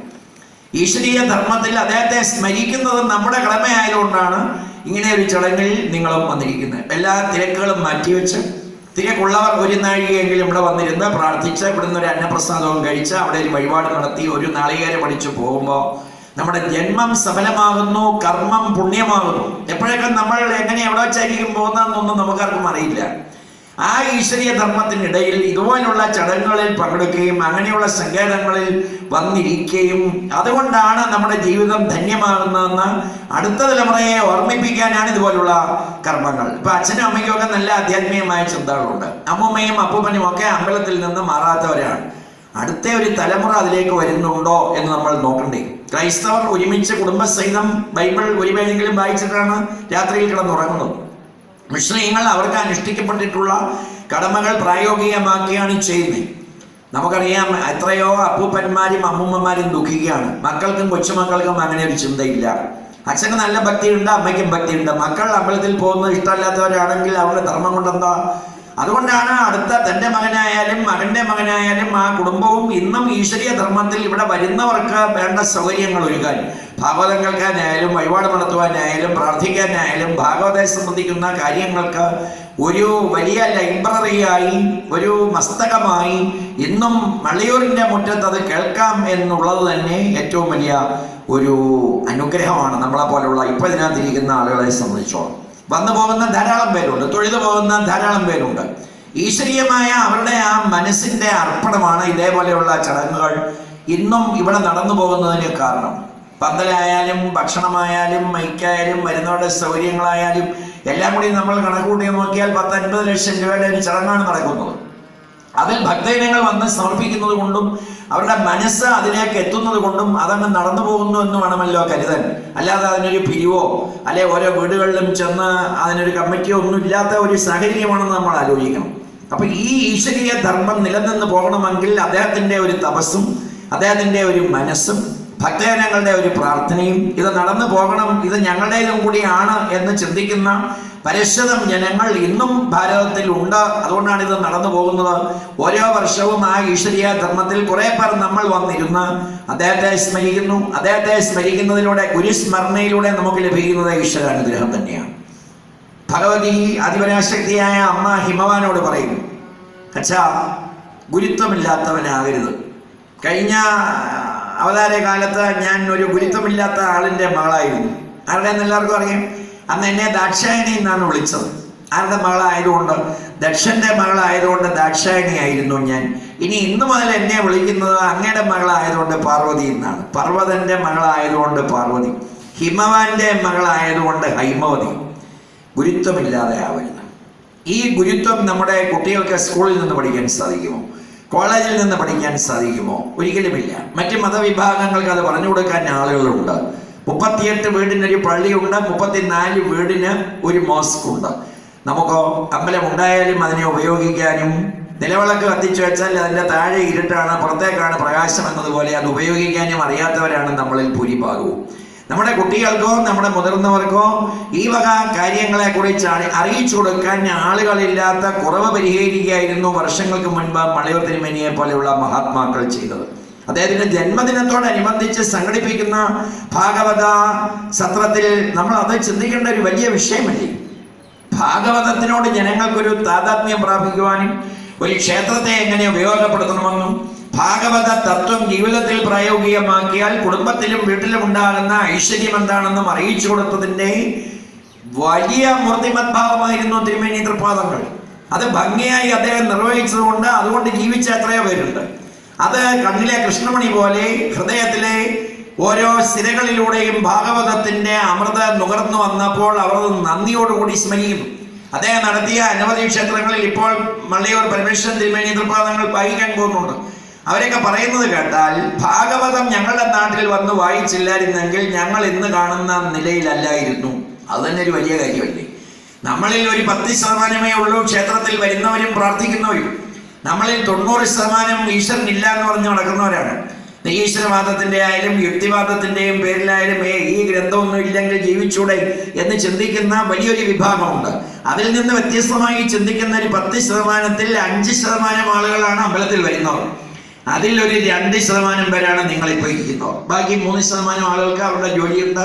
അത് കഴിഞ്ഞ് ഓടി വൈകിട്ട് ഇനി ദീപാരാധനയ്ക്കൊന്ന് വരാം എന്ന് ചിന്തിക്കുന്നവരുണ്ട്. പകൽ സമയം വരണമെന്ന് ആഗ്രഹമുണ്ടെങ്കിലും വരാൻ സാധിക്കാത്തവരുണ്ട്. അപ്പൊ ഇങ്ങനെ വളരെ ചെറിയ ഒരു ന്യൂനപക്ഷം ഈ ധർമ്മം ചിന്തിച്ചിട്ടും ഇത് മംഗളകരമായി പോകുന്നെങ്കിൽ, നമ്മുടെ എല്ലാ ആളുകളും ഒരുമിച്ച് വന്നൊന്ന് ഇരുന്നെങ്കിൽ നമ്മുടെയൊക്കെ സമൂഹത്തിലുള്ള അവസ്ഥ എത്രയോ വലുതാണ്. നമ്മളൊന്ന് ആലോചിച്ച് നോക്കൂ. മറ്റ് മതങ്ങളിൽ നിന്നുള്ള നമ്മുടെ ഒരു കുറവതാണ്. മറ്റ് മതങ്ങളിലുള്ളവരെല്ലാം ഇതുപോലെ കാര്യം വന്നാൽ അതിൽ കുടുംബസഹിതം പങ്കെടുക്കും. നമുക്ക് അങ്ങനെ ഒരു ചിന്ത ഇപ്പോഴും ഇല്ല. വന്ന് ഒത്തുചേർന്നിരുന്ന പരമശിവനും ഗണപതിയും സുബ്രഹ്മണ്യനും പാർവതിയും ഹനുമാൻ സ്വാമിയും അയ്യപ്പസ്വാമിയും ദേവിയും ഒക്കെ നമ്മുടെ ഒരു ക്ഷേത്ര കോമ്പൗണ്ടിൽ ഉണ്ടെങ്കിലും നമ്മുടെ കുടുംബത്തിന്റെ ഗ്രൂപ്പ് ഫോട്ടോ ഇതുവരെ ഈ ദേവീ ദേവന്മാർ കണ്ടിട്ടില്ല. അച്ഛനും അമ്മയും മക്കളും കൂടി ഒരുമിച്ച് വന്ന് നിന്ന് തൊഴുത് റേഷൻ കാർഡ് കടക്കാർ കണ്ടിട്ടുണ്ട്, പാസ്പോർട്ട് ഓഫീസിലെ ആളുകൾ കണ്ടിട്ടുണ്ട്, സുബ്രഹ്മണ്യ സ്വാമിയുണ്ട്, അയ്യപ്പൻ സ്വാമിയുണ്ട്, ഹനുമാനുണ്ട്, എല്ലാവരും ഉണ്ടെങ്കിലും നമ്മൾ ഒറ്റയ്ക്കൊറ്റയ്ക്ക് ചെന്ന് തൊഴുമ്പോൾ അവർ ചോദിക്കും, എന്തി എല്ലാവരും ഇല്ലേ? എല്ലാവരുടെയും പേര് രജിസ്റ്റർ ചെയ്തിട്ടില്ലല്ലോ. പണ്ട് എല്ലാവരുടെയും പേര് റേഷൻ കാർഡിൽ രജിസ്റ്റർ ചെയ്താൽ എല്ലാവരും കൂടി പോയി നിൽക്കണ്ട, പഞ്ചസാരയും മണ്ണെണ്ണയും ഒക്കെ വാങ്ങാൻ ഒരാൾ ചെന്നാലും എല്ലാവർക്കും കൂടെ കൊടുക്കും. അപ്പൊ പണ്ട് പറഞ്ഞു, മാസത്തിൽ ഒരിക്കലെങ്കിലും വന്ന് നിങ്ങളെല്ലാവരും കൂടി നിങ്ങളുടെ പേരൊന്ന് രജിസ്റ്റർ ചെയ്ത് ഒരു ഭാഗ്യസൂക്ത പുഷ്പാഞ്ജലിയോ ഒരു പാൽപ്പായസമോ ഒരു അടയാളയോ ഒരു ഗണപതി ഹോമമോ നടത്തും. നമ്മൾ എത്ര പേർ ചെയ്യും? തിരുവോണം 10 ദിവസം 10 അവതാരങ്ങളെ കുറിച്ച് ഓർക്കാനാണ്. പക്ഷെ ആ 10 ദിവസം അമ്പലത്തിലേക്ക് വരികയില്ല. ആരോ ഉണ്ടാക്കിയ ഒരു മുദ്രാവാക്യവുമുണ്ട് നമ്മളെ കുഴയ്ക്കാൻ. കാണം വിറ്റും ഓണം കണ്ടോ, അതിന്റെ ബാക്കി അപ്പോഴേ നമ്മൾ മറുപടി പറയും. കാണം വിറ്റും ഓണം ഉണ്ണണം ഇരുന്ന് കഴിക്കാൻ എങ്ങനെ തോന്നുന്നു എന്ന് നമ്മളൊന്ന് ആലോചിക്കണ്ടേ. സുന്ദരമായി എല്ലാ അവസരങ്ങളും നമുക്ക് ഉണ്ടാക്കി വെച്ചിട്ടുണ്ട്. എൻ്റെ മോന് ഗണപതിക്ക് ആരെങ്കിലും ഒരു ഗണപതി ഹോമം കഴിക്കുമായിരിക്കും. ഈ 10 ദിവസത്തിനുള്ളിൽ ഒരു ഗണപതി ഹോമം ഒരു ക്ഷേത്രത്തിൽ വന്നൊരു കുട്ടിയുടെ പേരിൽ കഴിച്ചാൽ ആ കുലത്തിന്റെ അന്നം മുട്ടില്ല എന്ന ഗണേശ പുരാണത്തിൽ എഴുതി വെച്ചിരിക്കുകയാണ്. വന്ന് ഒരിക്കൽ പറഞ്ഞാണ് മാന്നാറിൽ ഒരു ക്ഷേത്രത്തിൽ. പിന്നീടാണ് പരമേശ്വര തിരുമേനിയെങ്കിലും മരണം. ഇപ്പൊ അവിടെ അയ്യപ്പ സത്രം നടക്കുമ്പോൾ നമ്മുടെ ശ്രീ ശിവൻ തിരുമേനിയാണ് വന്നേ. ഇവിടുന്ന് ആരെങ്കിലും ഒരാൾ എത്തണമെന്ന് അവർക്ക് നിർബന്ധമാണ്. അവർ ഈ വിഗ്രഹം ഉണ്ടാക്കുന്ന കുലത്തിൽ 50 പേരാണ്. അപ്പൊ തിരുമേനി ഒരിക്കൽ അവിടെ വന്ന് പറഞ്ഞു, അവിടെ റോഡിൽ ഇരിക്കുകയാണ് ഒരു ഗണപതി ആലിന്റെ ചോട്ടിൽ. തിരുമേനി വന്ന് പറഞ്ഞു, നിങ്ങൾ ഈ പ്രദേശത്തുള്ളവർ 1 മാസം ഒരു ഗണപതി ഹോമം ഈ ക്ഷേത്രത്തിൽ നടത്തണം. അവർക്കതൊരു പുതിയ അറിവായിരുന്നു. എന്നിട്ട് അദ്ദേഹം പറഞ്ഞത് ഇപ്പോഴും അവർ പറയുകയാണ്, ഒരു ഗണപതി ഹോമം നിങ്ങൾ നടത്തിയാൽ നിങ്ങളുടെ കുലത്തിൽ അന്നം മുട്ടില്ല. പാർവതി ദേവിക്ക് ഇതൊരിക്കലും മറക്കാൻ സാധിക്കില്ല. തിരുമേനി അവിടെ പറയാം. പിന്നീട് പരമേശ്വരൻ തിരുമേനി ഒരു ദിവസം വൈകിട്ട് അവിടെ വന്ന ആലിന്റെ ചോട്ടിലിരിക്കുന്ന റോഡ് സൈഡിലാണ്, മാന്നാർ തൃക്കുരട്ടി ക്ഷേത്രത്തിന്റെ മുന്നിലാണ്. ആ ഗണപതിയുടെ മുന്നിൽ കർപ്പൂരം കത്തിച്ചു. ഇപ്പോഴാ 50 കുടുംബങ്ങളും നല്ല സന്തോഷമായി സൗഭാഗ്യമായി ജീവിക്കുന്നു. ആ നന്ദി വർഷങ്ങൾക്ക് മുമ്പ് തിരുവേണ്ടി പറഞ്ഞു, ഒരു ഗണപതി ഹോമം നിങ്ങൾ ഇവിടെ ഈ ഗണപതിക്ക് നടത്തണം, നിങ്ങളുടെ കുലത്തിൽ അന്നം മുട്ടില്ല. അവർ കണ്ണുനീരോടെ അത് ഓർക്കാണ്. എന്നിട്ട് അദ്ദേഹം പറഞ്ഞു, എന്ന് പാർവതി ദേവിയുടെ മോൻ ഒരു അന്നം കൊടുത്ത വീട്ടുകാരെ പാർവതി ദേവി മറക്കുമോ? നിങ്ങൾ അമ്മയും അച്ഛനും പോയാലും ആ മകളുടെ കാര്യം ആര് നോക്കിക്കോളും? ആ പാർവതി ദേവിയും പരമശിവനും ഗണപതിയും അപ്പോഴും അവിടെ കാണും. അമ്മയും അച്ഛനും പോവും. പക്ഷേ ആ മോന് അന്നം കൊടുത്ത ഒരു കുടുംബത്തെ, ഒരു കുലത്തെ ഒരിക്കലും ആ അമ്മയും അച്ഛനും മറക്കില്ല. അച്ഛൻ മൃത്യുഞ്ജയനാണ്, സഹോദരൻ സുബ്രഹ്മണ്യൻ ജ്ഞാനപ്പഴമാണ്. അയ്യപ്പസ്വാമിയും ഹനുമാൻ സ്വാമിയും ഒക്കെ ആ ശിവബീജമല്ലേ എന്ന് അവിടെ കൂടിയിരുന്ന ആളുകളോട് അദ്ദേഹം പറഞ്ഞത് ഓർത്തുകൊണ്ട് ആ ക്ഷേത്രകാര്യങ്ങൾ ചെയ്യുമ്പോൾ ഇപ്പോഴും അത് മറക്കാതെ മലയൂരില്ലത്ത് നിന്ന് ആരെങ്കിലും ഒരാൾ അവിടെ വരണം എന്ന് അവർക്ക് നിർബന്ധമാണ്. നിങ്ങളൊന്ന് ആലോചിച്ചോ. ശബരിമലയിലെ തന്ത്രി അവിടെ വന്നിരുന്നു. ചക്കുളത്തെ ജീവിതത്തെ നിർമ്മലമാക്കാൻ, നമ്മുടെ വീടിനെ ദേവാലയമാക്കി മാറ്റാൻ കഴിയുന്ന ഒരവസ്ഥ ഉണ്ടാവുക. ഓണത്തിന് എത്ര രൂപയുടെ തുണി നമ്മൾ എടുക്കുന്നു? ഒരു ഒടയാട ആ ക്ഷേത്രത്തിലെ ദേവതയ്ക്ക് കൊണ്ട് കൊടുക്കാൻ. ഓണത്തിന് എത്രയോ രൂപയുടെ തുണിയാണ്. നമ്മുടെ കുട്ടികൾക്ക് എത്ര തുണി ഉണ്ടെന്ന് അറിയില്ല. പക്ഷേ ആ ക്ഷേത്രത്തിലെ ദേവതയ്ക്ക് ഒരു ഒടയാട ആദ്യം പോയി ടെക്സ്റ്റൈൽസിൽ എടുക്കുന്നവർ എത്ര പേരുണ്ട്? എത്ര രൂപയുടെ പച്ചക്കറി നമ്മൾ വീട്ടിൽ വാങ്ങി മഹാഗണപതിക്ക് 10 രൂപയുടെ കദളിപ്പഴം വാങ്ങി കൊടുക്കണം എന്ന് ചിന്തിക്കുന്നവർ എത്ര പേരുണ്ട്? ഓരോ ഓണം വരുമ്പോൾ എന്തെല്ലാം നമ്മൾ വീട്ടിൽ എക്സ്ചേഞ്ച് ചെയ്യുന്നു. എന്നാൽ ഒരു ക്ഷേത്രത്തിൽ എന്തെങ്കിലും നമുക്ക് എക്സ്ചേഞ്ച് ചെയ്യാനുണ്ടോ? ക്ഷേത്രത്തിൽ ഇപ്പൊ ഈ സ്വർണ്ണക്കൊടിമരവും ഈ കാണുന്ന ചിന്തകളും ഒക്കെ തിരുമേനിയുടെ തപസ്സിന്റെ മഹത്വത്തിൽ നിന്ന് വന്നതാണ്. ഇനിയും ക്ഷേത്രം കൂടുതൽ പുണ്യധാരണ പ്രവർത്തനങ്ങൾ നടന്നുകൊണ്ടിരിക്കുകയാണ്. തിരുമേനി നമസ്കരിച്ച ആ സ്ഥലം ഇപ്പം നമ്മൾ കണ്ടാൽ തിരുമേനി അവിടെ നമസ്കരിക്കുന്ന പോലെ തന്നെ തോന്നില്ലേ? അത് പവിത്രമാക്കിയിരിക്കുന്നു. ഇങ്ങനെ ഓരോ വർഷവും മാറി മാറി എന്തെല്ലാം കർമ്മങ്ങളാണ് മലയോർ മഹാഗണപതിയുടെ തിരുമുറ്റത്ത് നടക്കുന്നത് എന്ന് നമ്മൾ ചിന്തിക്കുമ്പോൾ തീർച്ചയായും അദ്ദേഹത്തിന്റെ മനസ്സിലുണ്ടായിരുന്ന ഒരു സത്യസങ്കല്പം സാക്ഷാത്കരിക്കുന്നു. ഇപ്പോഴും ആ ആത്മാവ് ഇവിടെ വരുന്ന പരിശുദ്ധരായ ഭക്തജനങ്ങളിലൂടെ എന്നതാണ് സത്യം. അവനെ സ്മരിക്കുന്നതാണ് ഏറ്റവും വലിയ പൂജ. ധാർമ്മികമായി കുറെ തീർത്ഥങ്ങളിൽ പോയി മുങ്ങുന്നതിന്റെ 100 ഇരട്ടിയാണ് ഒരു ഭാഗവതത്തിലെ ഒരു അധ്യായം കേട്ടാൽ എന്ന വേദവ്യാസൻ പത്മപുരാണത്തിലെ ഭാഗവത അമൃതത്തിൽ എഴുതി വെച്ചിട്ടില്ലേ? നിങ്ങൾ എന്തിനാണ് തീർത്ഥങ്ങളിൽ പോയി മുങ്ങുന്നത്? നിങ്ങൾ ഈ ഭൂലോകത്തിലുള്ള മുഴുവൻ തീർത്ഥങ്ങളിൽ പോയി മുങ്ങുന്നതിന്റെ പ്രയോജനം ഭാഗവതം വായിക്കുന്ന ഒരു സ്ഥലത്ത് വന്നിരുന്നാൽ നിങ്ങൾക്ക് ലഭിക്കുമെങ്കിൽ നിങ്ങൾ തീർത്ഥങ്ങളിൽ മുങ്ങണ്ട. സിംഹത്തിന്റെ ഗർജനം കേൾക്കുമ്പോൾ എങ്ങനെയാണോ മാൻപേടകൾ ഓടി ഒളിക്കുന്നത്, അതേപോലെ ദുരിതം, ദുരന്തം, ദുഃഖം, ദാരിദ്ര്യമൊക്കെ ഓടി ഒളിക്കാൻ ഭാഗവതത്തിന്റെ ശബ്ദം കേട്ടാൽ മതി എന്ന വേദവ്യാസൻ പത്മപുരാണത്തിൽ ഭാഗവതത്തിന്റെ മാഹാത്മ്യത്തിൽ എഴുതി വെച്ചിട്ടുണ്ട്. അതാണ് ഇവിടെ നമ്മൾ അനുഭവിക്കുന്നത്. വിവിധ ദിവസങ്ങളിൽ ഈശ്വരീയമായ ഒരു ധർമ്മത്തിന്റെ മഹത്വത്തെ കുറിച്ച് കേൾക്കാനും ആ പാരായണം സംസ്കൃതത്തിൽ കേൾക്കുവാനും അമരഭാഷയായ സംസ്കൃതത്തിലൂടെ കേൾക്കാനും അദ്ദേഹവും മകനും ഇരുന്ന് വായിച്ച സ്ഥലത്ത് മകനും മകന്റെ മകനും ഇരുന്ന് വായിക്കുന്ന ആ പാരമ്പര്യം തുടരുന്ന ഒരു കേന്ദ്രത്തിൽ വന്ന് അതിനെ സ്വീകരിക്കാനും കഴിയുന്നതാണ് പുണ്യാത്മാക്കളായ നമ്മുടെയൊക്കെ മഹത്വം. ഭാഗവതം ചെവിയിലൂടെ കേട്ട് നിറച്ചാൽ കേൾക്കേണ്ടാത്തതൊന്നും ചെവിയിൽ കൂടെ കേൾപ്പിക്കില്ല. ഭഗവാന്റെ വിഗ്രഹം എവിടെ നോക്കിയാലും നമുക്ക് കാണാം. അത് കുറേ കണ്ണ് നിറഞ്ഞാൽ പിന്നെ കാണണ്ടാത്തൊന്നും ഈ കണ്ണിലൂടെ കാണിക്കില്ല. ഇടയ്ക്കെങ്കിലും ഓരോ അധ്യായം കഴിയുമ്പോൾ സർവത്ര ഗോവിന്ദനാമ സങ്കീർത്തനം, ഗോവിന്ദ ഹരി ഹരി ഗോവിന്ദ എന്നൊന്ന് പറയുമ്പോ ആ നാവിലൂടെ പിന്നെ വേണ്ടാത്തൊന്നും പറയിക്കില്ല. ചെവിയിലൂടെ ഭാഗവതം കേട്ട, കണ്ണിലൂടെ ഭഗവാന്റെ രൂപം കണ്ട, നാവ് കൊണ്ട് ഗോവിന്ദ നാരായണ കൃഷ്ണ എന്നൊന്ന് വിളിച്ച് ജീവിക്കുന്ന വളരെ ചുരുക്കം സമയത്തിൽ അതിന് മലയോർ തിരുമുറ്റം അവസരം ഒരുക്കുന്നെങ്കിൽ അതാണ് കലിയുഗത്തിലെ ഏറ്റവും വലിയ തപസ് എന്ന് ഭഗവാൻ ഭാഗവതത്തിൽ ഉദ്ധവരോട് പറഞ്ഞിട്ടുണ്ട്. വീട്ടുകാര്യം നോക്കാതെ, നാട്ടിലെ കാര്യം നോക്കാതെ കാട്ടിൽ പോയി കണ്ണുമടച്ചിരിക്കുന്ന അല്ല തപസ്. വേണ്ടാത്ത ആഗ്രഹങ്ങളെ കളഞ്ഞ് ഈശ്വരനിലേക്ക് മനസ്സുകൊണ്ട് അടുക്കുന്നതാണ് ഏറ്റവും വലിയ തപസ്. അത് ധാർമ്മികമായി ചിന്തിക്കാൻ നമുക്ക് വേറെ പദ്ധതികളില്ല. ക്ഷേത്രത്തിൽ വന്നത് പറഞ്ഞു തരാൻ നമുക്ക് ആളുകളില്ല. വീടുകളിൽ വന്ന് പറഞ്ഞു തരാനുള്ള പ്രത്യേക സംവിധാനങ്ങളില്ല. അതിന് ഒരു വലിയ അവസരമാണ് മലയൂർ തിരുമറ്റത്ത് നടക്കുന്ന ഇതുപോലുള്ള ഭാഗവത ചർച്ചകളും ഭാഗവത പാരായണങ്ങളും. അത് ഉപയോഗപ്പെടുത്തുന്നതാണ് ജീവിതത്തിലെ ഏറ്റവും വലിയ പുണ്യം. സമയം, സൗകര്യം, സമ്പത്ത്, സന്മനസ്, ഈ 4 വാക്ക് മറക്കരുത്. സമയം, സൗകര്യം, സമ്പത്ത്, സന്മനസ്. ഇത് 4 ഈശ്വര കാര്യങ്ങളിൽ സമർപ്പിക്കുമ്പോൾ 4 കാര്യങ്ങൾ ഒഴിവാക്കി തരും. ദുരിതം, ദുരന്തം, ദുഃഖം, ദാരിദ്ര്യം. കുചേലന്റെ കുടുംബത്തിലെ ദാരിദ്ര്യം മാറ്റിയതുപോലെ, സന്താനഗോപാലത്തിലെ ബ്രാഹ്മണന്റെ കുടുംബത്തിലെ ദുരന്തം മാറ്റിയതുപോലെ, കുന്തിദേവിയുടെയും പാണ്ഡവരുടെയും കുലത്തിലെ ദുരിതം മാറ്റിയതുപോലെ ഭഗവാൻ നമുക്ക് അത് സഹായിച്ച് തരുന്നത് അനുഭവവേദ്യമാകും. 100 രൂപ കിട്ടിയത് എന്നും ഇങ്ങനെ 100 വെച്ചോണ്ടിരുന്നാൽ 100 കാണും. ഒരു ചെറുവിരലൊന്ന് അനക്കി 5 രൂപ ഈശ്വര കാര്യങ്ങൾക്ക് സമർപ്പിക്കുമ്പോൾ 5 രൂപയുടെ 5 നാണയം വെക്കാനും അത്രയും സ്ഥലം മതി. പോരെ, ഇപ്പൊ ഗവൺമെന്റ് ഇറക്കിയിട്ടുള്ള നല്ല സ്വർണ്ണ നാണയങ്ങളുണ്ട്. 5 രൂപയുടെ 5 എണ്ണം. 1 രൂപയുടെ നാണയത്തിനും ആ വലിപ്പമേ ഉള്ളൂ. 5 രൂപ ഈശ്വര കാര്യങ്ങൾക്ക് സമർപ്പിക്കുമ്പോൾ 25 രൂപ വെക്കാനുള്ള സ്ഥലം നമ്മൾ ഒഴിവാക്കുകയാണ് എന്ന് നമ്മൾ ഒരിക്കലും മറക്കരുത്. കരയാഗ്രേ വസതേ ലക്ഷ്മി. കയ്യാലപ്പുറത്തെ തേങ്ങയാണ് സമ്പത്തും സൗന്ദര്യവും അധികാരവും ഒക്കെ.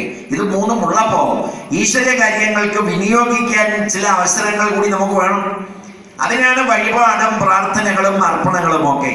365 ദിവസം ഭംഗിയായി ജീവിക്കുന്ന നമുക്കൊരു 7 ദിവസം ഇതുപോലുള്ള കാര്യങ്ങളിലേക്ക് മാറ്റിവെക്കണം. ലീവ് എടുത്തുകൊണ്ടിരിക്കണം എന്നാണ് എൻ്റെ അഭിപ്രായം. ബാക്കി എന്തെല്ലാം കാര്യത്തിന് നമ്മൾ ലീവ് എടുക്കുന്നു, മറ്റ് ജോലികൾ മാറ്റിവെച്ച് നമ്മൾ വന്നിരിക്കണം. തീർച്ചയായും അതിന് അനുഗ്രഹം ഉണ്ടാവും. അപ്പൊ സമയമായി, സമ്പത്തായി, സൗകര്യം, ബാക്കി എന്തെല്ലാം കാര്യത്തിന് ഈശ്വരൻ നമുക്ക് സൗകര്യം തന്നു. ഈ സൗകര്യത്തിൽ വന്നിരുന്ന് ഇത് കേൾക്കുക, ഈ വക കാര്യങ്ങളുമായി ബന്ധപ്പെടുക, ആ ധാർമ്മികമായ കാര്യങ്ങൾ വിനിയോഗിക്കുന്നതിന് നമുക്ക് അവസരം നൽകണേ എന്ന് വീണ്ടും പ്രാർത്ഥിച്ചിട്ട് ഫെബ്രുവരി 2-ാം തീയതി അദ്ദേഹത്തിന് 96 ദിവസം വയസ്സ് പൂർത്തീകരിക്കുന്ന ആ ദിവസം നമ്മൾ മടങ്ങിയിട്ട് ഇനി 97ാമത്തെ ജയന്തിക്കും വിനായക ചതുർത്ഥിക്കും ഒക്കെ വരാനുള്ള അനുവാദവും അവസരവും അനുഗ്രഹവും ഞങ്ങൾക്ക് നൽകണേ എന്ന പ്രാർത്ഥന അർപ്പിച്ചു പോകുമ്പോ ഈ ആധ്യാത്മികതയുടെ വിളഭൂമിയിൽ ആ ചിന്തകളാകുന്ന വിത്തുകൾ പാകിപ്പോയാൽ തീർച്ചയായും ഇവിടെ കിടന്നത് വളർന്ന് ചെടിയായി മരമായി നമുക്ക് ഫലം തരും എന്ന കാര്യത്തിൽ യാതൊരു സംശയവും വേണ്ട. വിത്ത് പാകാൻ നമ്മൾ വരണ്ടേ. ഓരോ 12 വർഷവും അതിന്റെ ഫലം കുലത്തിന് ലഭിക്കുന്നതാണ്. നമ്മളില്ലെങ്കിലും 12 വർഷം കഴിയുമ്പോഴായിരിക്കും ചിലപ്പം ഇപ്പം വന്ന ഈ 2017 മകരമാസത്തിൽ വാരി വിതറുന്ന വിത്ത് 12 വർഷം കഴിയുമ്പോൾ മുളയ്ക്കും. 12 24 ആവുമ്പോൾ ചെടിയാവും. ചെടിയാവുമ്പോൾ നല്ല വേലിയൊക്കെ കെട്ടി ഒന്നുകൂടെ സംരക്ഷിച്ച് 24 12 36 ആവുമ്പോൾ മരമാവും. 36 12 48 48 ആവുമ്പോൾ അത് പൂവും ഇലയും കായും തരും. പിന്നെ 12 വർഷം കഴിയുമ്പോൾ അതിന്റെ ചോട്ടി വന്ന് നിൽക്കുന്നവർ കൂടെ ഇതെടുക്കാം. ആ നിലയിലേക്ക് ഭാഗവതം എന്ന വൃക്ഷത്തെ വളർത്തി അതിന്റെ ചുവട്ടിൽ വന്ന് നിൽക്കുന്ന മുഴുവൻ ആളുകൾക്കും അതിലെ ഇലയും പൂവും കായും നിങ്ങളുടെ സൗകര്യം പോലെ എടുത്തോ എന്ന് ചിന്തിച്ച് വളർന്ന് പടർന്ന് പന്തലിച്ചു നിന്ന ഭാഗവത വൃക്ഷമായിരുന്നു മള്ളിയൂർ തിരുമേനി എന്നുള്ള കാര്യത്തിൽ യാതൊരു സംശയമില്ല. ഞങ്ങളുടെയൊക്കെ അനുഭവം അതാണ് ഞങ്ങൾക്ക് തെളിയിച്ചു തന്നെന്നുള്ള കാര്യത്തിൽ സംശയമില്ല. ഒന്നും സ്വന്തം കാര്യം നോക്കാതെ മറ്റുള്ളവർക്ക് വേണ്ടി ഭാഗവതത്തെ അറിയിച്ചു കൊടുക്കാൻ ജീവിതം സമർപ്പിച്ച വ്യക്തിത്വമായിരുന്നു അദ്ദേഹത്തിൻ്റെ. അതുകൊണ്ടാണ് ഞങ്ങൾക്കും ഇങ്ങനെയുള്ള അവസരങ്ങളൊക്കെ ഭാഗവതം വായിച്ച് നടക്കുന്നതിന് കിട്ടിയതെന്ന് നന്ദിയോടെ സ്മരിക്കുന്നവരാണ് ഞങ്ങൾ. വേദിയിലും ഞങ്ങൾ നടത്തുന്ന വേദികളിലും അത് പറയാറുണ്ട്. അദ്ദേഹമില്ലായിരുന്നെങ്കിൽ ഞങ്ങൾ ഈ ഭാഗവതം പറയില്ലായിരുന്നു. അത് നിങ്ങൾ കൂടി അറിയിച്ചു തരാൻ ഈശ്വരീയ ധർമ്മത്തിന്റെ ആ പവിത്രതയെ പ്രചരിപ്പിക്കുന്നവർ ഹിന്ദു സമൂഹത്തിൽ ധാർമ്മികമായി വളരെ കുറവാണ്. ആധ്യാത്മികത പ്രചരിപ്പിക്കുന്നവർ ആരും ആ രംഗത്തേക്ക് ഇറങ്ങി വരാത്തത് അവരുടെ കാര്യം ആരും നോക്കും ഈശ്വരനല്ലാതെ എന്നുള്ളത് കൊണ്ടാണ്. മറ്റു മതങ്ങൾക്ക് അതിനൊക്കെ സംവിധാനമുണ്ട്. നമുക്ക് അങ്ങനെയൊന്നുമില്ല. നമുക്ക് ഈശ്വരൻ നോക്കും, അത് വേറെ കാര്യം. ആ ധാർമ്മികമായ തത്വത്തിലേക്ക് ഒരു സമൂഹം അത് മനസ്സിലാക്കാൻ വേണ്ടി ഇവിടെ ഒരുങ്ങുന്ന ഈ ഭാഗവത സത്രത്തിന് വലിയ പ്രസക്തിയുണ്ട്. അദ്ദേഹത്തിന്റെ ജന്മദിനത്തോട് അനുബന്ധിച്ച് അത് ചെയ്യുന്നതാണ് അദ്ദേഹത്തിന് നൽകാൻ കഴിയുന്ന ഏറ്റവും വലിയ ഗുരുദക്ഷിണ. അദ്ദേഹത്തെ നമ്മൾ സ്നേഹിച്ചിരുന്നെങ്കിൽ, നമ്മളെ അദ്ദേഹം സ്നേഹിച്ചെങ്കിൽ ഭാഗവതത്തിലൂടെയാണ് അതെന്നുള്ളത് കൊണ്ട് അത് ഇന്ന് മുടങ്ങാതെ ഇവിടെ നടക്കുന്നു. അത് നമ്മളെ കേൾപ്പിക്കാൻ അദ്ദേഹത്തിന്റെ മകനും മകന്റെ മകനും സജ്ജമായിരിക്കുന്നു എന്നതും ആധ്യാത്മികത ഈ മുറ്റത്തൊരിക്കലും ഇല്ലാതാവില്ല എന്നതിന് ഏറ്റവും വലിയ തെളിവാണ്. ഭാഗവതം വായിച്ച പലരും അവിടെ മക്കളെ ഈ കർമ്മങ്ങളിൽ കൊണ്ടുവന്നിട്ടില്ല. അവരേതെങ്കിലും ഗവൺമെന്റ് ജോലിക്കാരായി പോയതേ ഉള്ളൂ. മൂന്നാമത്തെ തലമുറയൊക്കെ വന്നാൽ തീർച്ചയായും അതുമായി യാതൊരു ബന്ധവുമില്ലാത്ത രംഗങ്ങളിലാണ് അവർ പ്രവർത്തിക്കുന്നത്. അതിന് വ്യത്യസ്തമായിട്ടാണ് പരമേശ്വരൻ തിരുമേനിയും ശ്രീശ്വരൻ തിരുമേനിയും ആ കാര്യങ്ങൾ നോക്കാനും ഇതിന്റെ ചുമതല ദിവാരൻ തിരുമേനിയും ഒക്കെ ഏറ്റെടുത്ത് ആ കുടുംബവും ആ സഹോദരിമാരും ഒക്കെ ഒരു വീട്ടിലെ കർമ്മം പോലെ ഈ മഹാക്ഷേത്രത്തിന്റെ കർമ്മത്തെ നമുക്ക് നൽകുന്നത് എന്നത് ചെറിയൊരു കാര്യമല്ല. ഭാഗവതത്തിന് മള്ളിയൂരിൽ പഞ്ഞമൊന്നുമില്ല. ഭാഗവതം മനസ്സിലാക്കിയിട്ടുള്ളവരും അദ്ദേഹത്തിൽ നിന്ന് നേരിൽ കേട്ടിട്ടുള്ളവരും ആ സംസ്കാരമുള്ളവരുമാണ് ഈ മുറ്റത്ത് ഈ പന്തലിൽ വന്നിരിക്കുന്നത് എന്നാണ് അതിന്റെ വൈശിഷ്ട്യം. ആന പ്രതിരിക്കുമ്പോഴുള്ള വലിപ്പം ആനയുടെ വലിപ്പമാണ്, ഇരിക്കുന്ന ആളുകളുടെ അല്ല. ഞങ്ങളെക്കാൾ ശ്രേഷ്ഠർ നിങ്ങളാണ്. കേൾക്കാൻ നിങ്ങൾ വരുന്നതാണ് ഈ സത്രത്തിന്റെ ഏറ്റവും വലിയ നേട്ടം. പറയുന്നവരെക്കാൾ ശ്രേഷ്ഠർ കേൾക്കുന്നവരാണ്. പറയുന്ന ആളിന് ഒരു നാക്കേ ഉള്ളൂ, കേൾക്കുന്ന ആളിന് 2 ചെവിയുണ്ട്. നാവിനേക്കാൾ മുകളിലാണ് ചെവി ഇരിക്കുന്നതെന്നുള്ളതുകൊണ്ട് അവർ വേഗം അനുഭൂതിയിലെത്തും. തുന്തുകാരി സ്വർഗത്തിലെത്തിയിട്ടും പറഞ്ഞു കൊടുത്ത ഗോകർണൻ ഭൂമിയിൽ നിന്നതേ ഉള്ളൂ. 7 ദിവസം കൊണ്ട് തുന്തുകാരി സ്വർഗത്തിലെത്തി. അങ്ങനെ അനേകം പേരെ ഭാഗവതത്തിലൂടെ സ്വർഗത്തിൽ എത്തിച്ച് ഈ മണ്ണിൽ നിന്ന് ഭാഗവത ധർമ്മത്തെ ജനങ്ങൾക്ക് ഒരു ചന്ദനത്തിരി പോലെ അറിയിച്ചു കൊടുത്ത മഹാഗുരുവായിരുന്നു സ്വർഗസ്ഥനായ മള്ളിയൂർ തിരുമേനി എന്ന് സ്മരിക്കാൻ ഞാൻ ഈ അവസരം വിനിയോഗിക്കുകയാണ്. ആ സ്മരണയിൽ അദ്ദേഹം നമ്മളെ അനുഗ്രഹിക്കും എന്നുള്ള കാര്യത്തിൽ സംശയമില്ല. അപ്പുറത്തും അദ്ദേഹത്തിന്റെ ഭാഗവതം കേട്ടുകൊണ്ടിരിക്കുന്ന ഒരു ചിത്രമുണ്ട്. അത് ജീവനോടുകൂടി തന്നെ അദ്ദേഹം ഇവിടെ ഈ വേദിയിൽ ഇരിക്കുന്നു എന്നതിന് ഏറ്റവും വലിയ തെളിവാണ്. ഈ ധർമ്മം നമ്മളൊന്ന് ആലോചിച്ചാൽ മതി. ഒരു മെസ്സേജ് ലോകത്തിന്റെ ഏത് ഭാഗത്തും എത്താൻ 5 സെക്കൻഡ് എടുക്കുന്ന പോലെ ഇപ്പോഴും ഇവിടെ വരുന്നവരെ അദ്ദേഹം അനുഗ്രഹിക്കുന്നു. ആ മുറിയിൽ ചെന്നാൽ അദ്ദേഹം അന്ന് ഇരുന്നതുപോലെ നമുക്കത് മനസ്സിലാവുന്നു, നമുക്ക് ഫീൽ ചെയ്യുന്നു. ഈ അന്തരീക്ഷത്തിൽ നമ്മൾ പ്രാർത്ഥിച്ച് 1 മണിക്കൂർ ഇവിടെ നിൽക്കുമ്പോൾ, അല്ലെ 1 നാഴിക 24 മിനിറ്റാണ്, ഒരു 24 മിനിറ്റ് ഇവിടെ നിൽക്കുമ്പോൾ അദ്ദേഹത്തിന്റെ സാന്നിധ്യം നമുക്ക് ബോധ്യപ്പെടുന്നു എന്നതാണ് ഏറ്റവും വലിയ അനുഗ്രഹം. അത് മനസ്സിലായവരാണ് നിങ്ങളെല്ലാവരും, ഇവിടെ വരുന്നവരെല്ലാവരും, ഇപ്പോഴും ഇവിടെ വന്നു പോകുന്നവരെല്ലാം അദ്ദേഹത്തെയും മഹാഗണപതിയെയും ഒരേപോലെ സ്മരിച്ചവരാണ്. ഗണപതിയെ കണ്ട എല്ലാ ദേവതയും തൊഴുതാലും തിരുമേനിയെ ഒന്ന് കണ്ട് പോയെങ്കിലേ നമുക്കൊരു തൃപ്തി വരുമായിരുന്നുള്ളൂ. അതിപ്പോഴും അത് അവിടെ ചെല്ലുമ്പോൾ നമുക്ക് മനസ്സിലാകുന്നെങ്കിൽ, തീർച്ചയായും ഇതൊക്കെ ഇങ്ങനെ ഐശ്വര്യമായി നടന്നു പോകുന്നെങ്കിൽ അദ്ദേഹത്തിന്റെ സാന്നിധ്യം ഇവിടെ ഉണ്ട്. വേദവ്യാസനും ശുഗനും രണ്ടല്ല എന്നതുപോലെ തിരുമേനിയും, അത് മള്ളിയൂർ പരമേശ്വരൻ തിരുമേനിയും ദിവാരൻ തിരുമേനിയും ശ്രീശ്വരൻ തിരുമേനിയും ഒക്കെ ഇവിടെ വരുന്നവർക്ക് നിങ്ങൾക്ക് ഭാഗവതം ആയിരുന്നല്ലോ നിങ്ങൾ ആഗ്രഹിച്ചത്, ഇതാ ഇവിടെ ഉണ്ടെന്ന് പറഞ്ഞ് അവരത് നമുക്ക് നൽകിക്കൊണ്ടിരിക്കുന്നു. അന്നത്തെ പാത്രത്തിൽ തിരുമേനി തന്നതുപോലെ ആ പാത്രത്തിൽ വ്യത്യാസമില്ല, അതിലെ വിഭവത്തിന് വ്യത്യാസമില്ല. അത് സ്വീകരിക്കാൻ ഒരു വലിയ സമൂഹം ഇപ്പോഴും ഈ മണ്ണിലേക്ക് വന്നുകൊണ്ടിരിക്കുന്നു. അതാണ് തിരുമേനി നടത്തിയ ഉദാത്തമായ നിഷ്കാമമായ കർമ്മം എന്ന് നമ്മൾ മനസ്സിലാക്കണം. ഭാഗവത്തിൽ നമ്മൾ കേട്ടിട്ടുണ്ടല്ലോ, കുചേലൻ സുദാമാവ് കാണാൻ വരുമ്പോ ആദ്യം ചോദിക്കുന്ന ചോദ്യം ഭഗവാൻ ഇപ്പോഴും ലോകോപകാരാർത്ഥം നിഷ്കാമ കർമ്മങ്ങൾ ചെയ്ത് വാഴുന്നിതോ ഭവാൻ എന്നാണ്. താമസിച്ച ഇല്ലത്തിന്റെ മുകൾ ഭാഗത്തെ ഓട് പൊട്ടിയപ്പോ അതൊന്ന് മാറ്റണ്ടേ എന്ന് ചോദിച്ചപ്പോൾ ഗണപതിയുടെ ചോർച്ച മാറ്റിയിട്ട് ഇത് മതി എന്ന് പറഞ്ഞ ഒരു കാര്യം പരമേശ്വരൻ തിരുമേനി പറഞ്ഞതായിട്ട് തിരുമേനിയുടെ അജിതൻ നമ്പൂരി അദ്ദേഹം എഴുതിയ പുസ്തകത്തിൽ സൂചിപ്പിച്ചിട്ടുണ്ട്. പലരും സപ്താഹസ്ഥലത്ത് ചെല്ലുമ്പോൾ ആ പുസ്തകം വായിച്ച കണ്ണുനീരോടെയാണ് നമ്മൾ സൂചിപ്പിച്ചിട്ടുള്ളത്. അപ്പൊ തന്നേക്കാൾ വലുത് ഈശ്വരനാണെന്നും തന്റെ ഇല്ലത്തിനേക്കാൾ വലുത് ഇവിടെ വരുന്ന ഭക്തജനങ്ങളുടെ വീട് ഐശ്വര്യമായി പോകുന്നതിന് ഭാഗവത്തെയും ഭഗവാനെയും ഗണപതിയെയും എങ്ങനെ ഉപയോഗപ്പെടുത്താമെന്ന് പറഞ്ഞു തന്ന ഒരു മഹാവ്യക്തിത്വമായിരുന്നു അദ്ദേഹത്തിന്റെ ജീവിതത്തിൽ നമ്മൾ കാണാൻ സാധിച്ചത്. ഒരുപക്ഷെ ഹിന്ദു സമുദായത്തിൽ അല്ലായിരുന്നു അദ്ദേഹം ജനിച്ചതെങ്കിൽ വാഴ്ത്തപ്പെട്ടവനായി മാറിയനെയും എന്നുകൂടി സന്ദർഭോചിതമായി ഇത്തരണത്തിൽ വിനയപരിസരം പറയാൻ ഞാൻ ആഗ്രഹിക്കുകയാണ്. ചാവറ അച്ഛനെ പോലെ അൽഫോൺസമ്മയെ പോലെ ആ ഈശ്വരീയ ധർമ്മത്തിന്റെ പരമപവിത്രമായ ഒരു തലത്തിൽ എത്തുമായിരുന്നു അദ്ദേഹം എന്നുള്ള കാര്യത്തിന് യാതൊരു സംശയമില്ല. അതിനോട് യോജിക്കുന്നവരുണ്ടെങ്കിൽ ഒന്ന് കൈവക്കണം. 2 കൈയും ബുക്കാണ്. അദ്ദേഹത്തിന്റെ ജീവിതം അതായിരുന്നു. എത്രയോ ആളുകൾക്ക് നിഷ്കാമമായി ഒരു പൈസ പ്രതിഫലം വാങ്ങാതെ പ്രാർത്ഥിച്ചിട്ട് പോകൂ, പ്രാർത്ഥനയാണ് ഏറ്റവും വലുത്, ഭാഗവതം കേൾക്കൂ, അതാണ് ഏറ്റവും വലിയ തപസ്സെന്ന് അറിയിച്ചു കൊടുക്കാൻ മള്ളിയൂർ തിരുമേനിക്കല്ലാതെ ആ രംഗത്ത് ഭാഗവതവുമായി സഞ്ചരിച്ച ഒരാൾക്കും ആ കാലത്ത് സാധിച്ചിരുന്നില്ല. പിന്നെയാണോ ഓരോ ദിവസം കഴിയുന്തോറും കലിയുഗത്തിലെ കർമ്മങ്ങളൊക്കെ വളരെ മലീമസമായി കൊണ്ടിരിക്കുന്ന സാഹചര്യത്തിൽ ആ 90 വയസ്സിനുള്ളിൽ അദ്ദേഹം നടത്തിയ കർമ്മങ്ങളാണ് ഒരു തലമുറയെ ഇന്നും നന്ദിയോടുകൂടി ഭഗവാനെ സ്മരിക്കുന്നതിനും അവരുടെ പ്രദേശങ്ങളിലുള്ള ദേവാലയങ്ങളിൽ തൊഴുതിട്ട് നിങ്ങൾ ഈശ്വരീയ ധർമ്മത്തിൽ എവിടെയും പൊക്കോളൂ, അതിനൊരു പ്രസക്തിയുണ്ട്, ഭാഗവതം നിങ്ങൾ വായിച്ചോളൂ എന്ന് അദ്ദേഹം ഓരോ നാട്ടിലും ചെന്ന് പറഞ്ഞതിന്റെ പ്രതിസ്ഫുരണമാണ് നാടിന്റെ നാനാഭാഗങ്ങളിൽ നിന്ന് ഇപ്പോഴും മള്ളിയൂരിലേക്ക് അത് സ്മരിച്ചുകൊണ്ട് ഇവിടെ എത്തുന്ന ഒരു ജനസഞ്ചയം. ഇതാണ് ഒരു ഗുരുവിനെ ജീവിച്ചിരിക്കുമ്പോൾ കലിയുഗത്തിലെ പൂന്താനം എന്ന് ജനങ്ങൾ അദ്ദേഹത്തെ വിശേഷിപ്പിച്ചത്. അതുകൊണ്ടാണ് ഇപ്പോഴും അത് നന്ദിയോടെ സ്മരിക്കുന്ന എത്രയോ ആളുകളെ പണ്ഡിത, പാമര, കുചേല, കുബേര, ജാതി, മത, വർഗ, കക്ഷി, രാഷ്ട്രീയ ഭേദമന്യേ നമുക്ക് കാണാൻ സാധിക്കും. അതാണ് അപൂർവമായി വരുന്ന ചില വ്യക്തിത്വങ്ങൾ. അതിലേക്ക് ഈശ്വരീയ ധർമ്മം നമുക്ക് നിലനിർത്താൻ നമുക്കൊക്കെ കഴിയുന്നിടത്തോളം സമയം അണ്ണാറകണ്ണനും തന്നാലായതുപോലെ എന്ന നിലയിൽ പ്രവർത്തിക്കാനാണ് ഇതേപോലെയുള്ള മുഹൂർത്തങ്ങൾ ഈശ്വരൻ സംജാതമാക്കുന്നത്. അവിടെ നന്ദിയോടെ വന്നിരിക്കുമ്പോൾ തീർച്ചയായും ആ അനുഗ്രഹം നമുക്ക് വർദ്ധിക്കുകയാണ് ചെയ്യുന്നതെന്ന് ചിന്തിക്കാൻ സാധിക്കണം. നിങ്ങളാരും വേറെ ജോലിയൊന്നും ഇല്ലാത്തവരല്ല, വേറെ ഒരു പണിയും ഇല്ലാത്തതുകൊണ്ട് മള്ളിയൂരിൽ പോയി ഭാഗവത സത്രത്തിൽ ഇരിക്കാമെന്ന് കരുതി വന്നവരല്ല.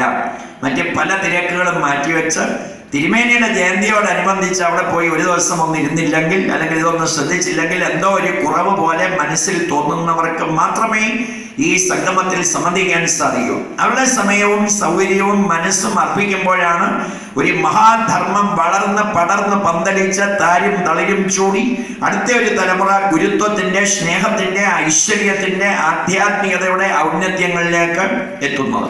ഭാരം കൂടിയ ത്രാസിന്റെ തട്ട് ഭൂമിയിലേക്ക് കുനിഞ്ഞു നിൽക്കുന്നത് പോലെ, ഏറ്റവും കൂടുതൽ മാമ്പഴമുണ്ടാകുന്ന വൃക്ഷത്തിന്റെ ശിഖരം ഭൂമിയിലേക്ക് കുനിഞ്ഞു വരുന്നത് പോലെ, പാടത്ത് നെല്ലും പതിരുമുണ്ടാവുമ്പോൾ നെല്ല് കുനിഞ്ഞു വരുന്നത് പോലെ, വാഴ വെച്ചാൽ ഉടമസ്ഥന് വാഴപ്പഴം കൊടുക്കാൻ തയ്യാറാകുന്ന നിമിഷം മുതൽ വാഴക്കുലയുമായി ഉടമസ്ഥന്റെ മുന്നിലേക്ക് വാഴ കുനിഞ്ഞു വരുന്നത് പോലെ, എളിമയും വിനയവും സേവനവും ത്യാഗവും കൊണ്ട് ഒരു കർമ്മത്തെ ഈശ്വര അന്വേഷിയായ ഒരു ഭാഗവത ഉപാസകന് ഈശ്വരൻ പോലും നമസ്കരിക്കുന്ന പദവിയിലേക്ക് എങ്ങനെ ഉയരാം എന്ന് കാണിച്ചു തന്ന വ്യക്തിത്വമായിരുന്നു മള്ളിയൂർ തിരുമേനിയുടേത്. ശ്രീരാമേന്ദ്രനാക്കിയത് വിശ്വാമിത്രനും വസിഷ്ഠനും അഗസ്ത്യനുമാണ്.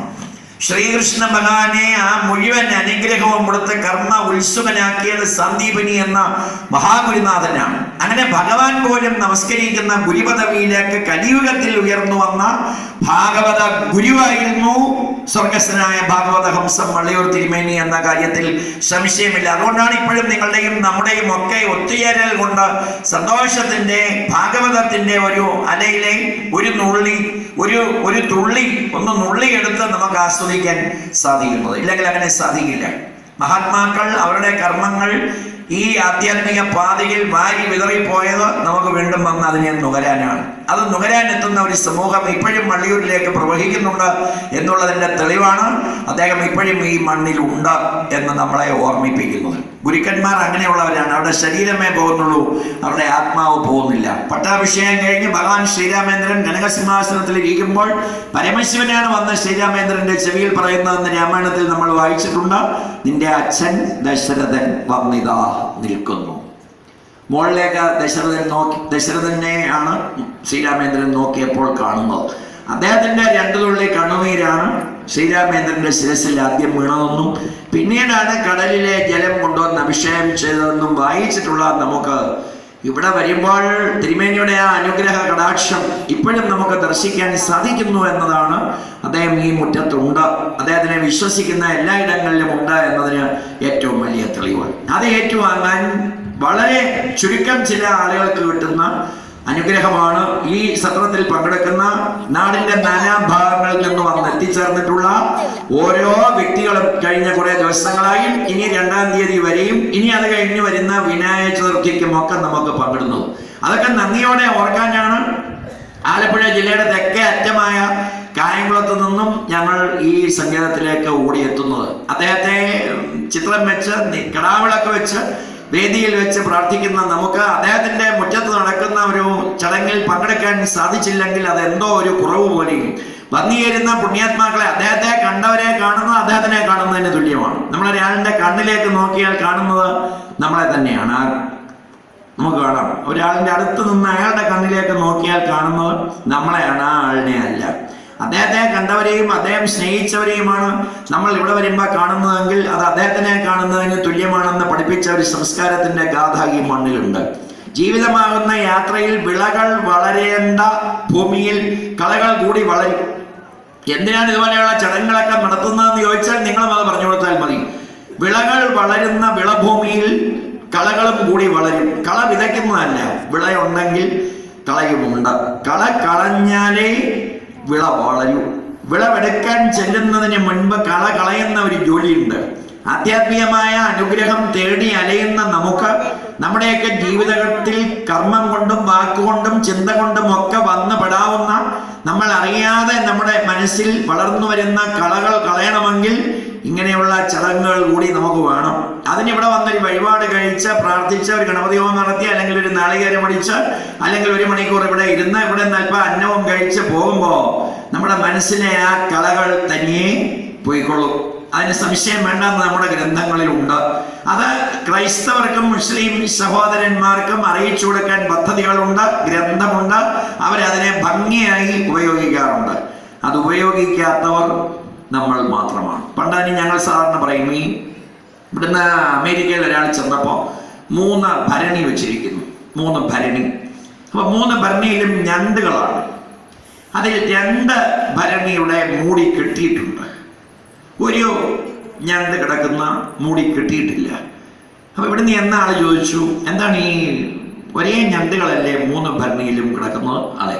പിന്നെ 2 ഭരണി കെട്ടിയിരിക്കുന്നതും 1 ഭരണി കെട്ടാത്തതും എന്തുകൊണ്ടാണ്? അപ്പൊ അവിടെ നിന്ന് അമേരിക്കയിലെ ആള് പറഞ്ഞു, ആ കെട്ടിയിരിക്കുന്ന 2 ഭരണികളുടെയും മുകളിൽ തുണി വെച്ച് കെട്ടിയിരിക്കുന്നതിനകത്ത് കിടക്കുന്നത് ഒന്ന് ക്രൈസ്തവ ഞണ്ടുകളും ഒന്ന് മുസ്ലിം ഞണ്ടുകളുമാണ്. കാരണം ഒരാൾ മേപ്പോട്ട് പോകുമ്പോൾ അതിൻ്റെ കൂടെ എല്ലാവരും അങ്ങ് മേപ്പോട്ട് പോകും. അതുകൊണ്ടാണ് കെട്ടിയിട്ടിരിക്കുന്നത്. അപ്പൊ കെട്ടാത്ത ഭരണിയിൽ കിടക്കുന്നത് ആരാന്ന് ചോദിച്ചപ്പോൾ പറഞ്ഞു, കെട്ടാത്ത ഭരണിയിൽ കിടക്കുന്നത് ഹിന്ദു ഞണ്ടുകളാണ്. അതെന്താ കെട്ടേണ്ട ആവശ്യമില്ല. ഒരാൾ മേപ്പോട്ട് പോകുമ്പോൾ അടുത്ത ആൾ അപ്പോഴേക്ക് ഇപ്പോട്ട് പിടിച്ചോളും. പിന്നെ വെറുതെ മൂടി എന്തിനാണ്, തുണി വെറുതെ കളയുന്നതെന്ന് കരുതി ഞങ്ങൾ കെട്ടാത്തതാണ്. അപ്പോൾ ഇവിടുന്ന് പോയ ആൾ പറഞ്ഞു, വാസ്തവമാണ്. ഒരാൾ നന്നാവുന്നതോ ഒരാൾ ഐശ്വര്യത്തിലേക്ക് എത്തുന്നതോ ഇഷ്ടമില്ലാത്ത ഒരു വിഭാഗമായി മാറിക്കൊണ്ടിരിക്കുകയാണ് നമ്മളിൽ ഭൂരിഭാഗവും. ഈശ്വരീയമായ ഒരു ധർമ്മത്തിന്റെ പവിത്രതയെക്കുറിച്ച് ചിന്തിക്കാൻ അവസരമുണ്ടെങ്കിൽ അത് മനഃപൂർവ്വം ദുരുപയോഗം ചെയ്യുന്ന ഒരു വിഭാഗമായി നമ്മൾ മാറുകയാണ്. ഒരിക്കലും അങ്ങനെ വരരുത്. ജാതി ഏതുമാകട്ടെ, രാഷ്ട്രീയം ഏതുമാകട്ടെ, അതൊക്കെ പുറത്ത്, അതൊക്കെ അവരവർക്ക് ഇഷ്ടമുള്ള ഭക്ഷണം പോലെ വേഷം പോലെ നമ്മൾ അതിനെ കണ്ടാൽ മതി. പക്ഷെ നമുക്ക് ഭാഗവതവും ഭഗവാനും തരുന്ന ധർമ്മം വളരെ വലുതാണെന്ന് ചിന്തിക്കാൻ സാധിച്ചാൽ അതിൻ്റെ ഐശ്വര്യം വളരെ വലുതാണ്. ഒരാൾ ഇഡ്ഡലിയും ഒരാൾ ചപ്പാത്തിയും ഒരാൾ ദോശയും കഴിക്കുന്നു. ഈ 3 ഭക്ഷണം പോലെ ഉള്ളൂ ജാതിയും രാഷ്ട്രീയവും മതവും ഒക്കെ. സൂര്യൻ ബ്രാഹ്മണന്റെ കുടുംബത്തിന്റെ മുറ്റത്തും ചണ്ടാളന്റെ കുടുംബത്തിന്റെ മുറ്റത്തും ഒരേപോലെ വന്ന് പതിക്കും. റോസാപ്പൂവിന്റെ മുകളിലും സൂര്യപ്രകാശം ഇരിക്കും, അമേദ്യത്തിന്റെ മുകളിലും സൂര്യപ്രകാശം ഇരിക്കും. സൂര്യന് ദുർഗന്ധവുമില്ല, സുഗന്ധവുമില്ല. തിരുമേനിയെ പോലെയുള്ള ഗുരുക്കന്മാർ ആ പദവി ആർജിച്ചവരായിരുന്നു. അതുകൊണ്ട് അവർക്ക് മതമോ ജാതിയോ ഒന്നും മനസ്സിൽ പോലും ഉണ്ടാവില്ല. ഈശ്വരീയമായ ഒരു ധർമ്മത്തിൽ വിഭീഷണൻ രാവണന്റെ അനിയനായിരുന്നില്ലേ? പക്ഷേ കൂടെ കൊണ്ടുവന്നില്ലേ ഭഗവാൻ Sri Ramachandran? Date of birth, name of father, name of mother, ഇതൊന്നും ഈശ്വരന് കൊടുക്കുന്ന അപേക്ഷയിൽ ഇല്ല എന്ന് നമ്മൾ തിരിച്ചറിയുന്നത് നല്ലതാണ്. നെയിം ഓഫ് ഫാദർ എന്നുണ്ടെങ്കിൽ ഹിരണ്യകശിപുവിന്റെ മോൻ പ്രഹ്ലാദനെ ഭഗവാൻ അനുഗ്രഹിക്കൂ. ഡേറ്റ് ഓഫ് ബർത്ത് ഉണ്ടെങ്കിൽ 5 വയസ്സുള്ള ആ കുട്ടിയെ അനുഗ്രഹിക്കുമോ? അപ്പൊ പ്രഹ്ലാദനും ധ്രുവനും വിഭീഷണനും ശബരിയും ഒക്കെ ഈശ്വര അന്വേഷകരായി ജീവിച്ചതിന്റെ ഫലം ഈശ്വര അനുഗ്രഹമുള്ളവരായി മാറി. അപ്പം മതവും ജാതിയും പ്രായവും ഒന്നും ഇതിന് തടസ്സമല്ലെന്ന് ഭഗവാൻ തെളിയിച്ച ഒരു മണ്ണിലാണ് നമ്മൾ ജീവിക്കുന്നത്. കണ്ട് നമസ്കരിച്ച് ആ കൈ നെഞ്ചോട് ചേർത്ത് വെച്ച് കണ്ണുനീരോടെ അദ്ദേഹത്തിന്റെ മുറിയിൽ നിന്ന് ഇറങ്ങിപ്പോകുന്നത് നമ്മൾ കണ്ടിട്ടുണ്ട്. അപ്പോൾ ഞങ്ങളൊക്കെ മനസ്സിലാക്കി, ഓ ഇതാണ് ഭഗവാൻ ഭാഗവതത്തിൽ ഉദ്ധവരോട് പറഞ്ഞ എല്ലാവരെയും ഒരേപോലെ കാണണം. അത് ജീവിതത്തിൽ പ്രായോഗികമാക്കാൻ സാധിക്കുക മലയൂർ തിരുമേനിയെ പോലെയുള്ള മഹാത്മാക്കൾക്ക് സാധിക്കൂ. അല്ലെങ്കിൽ പലപ്പോഴും അതിന്റെ മനസ്സിൽ എന്തെങ്കിലും ഒരു അയാൾ ഏത് മതമാണ് അല്ലെങ്കിൽ അയാൾ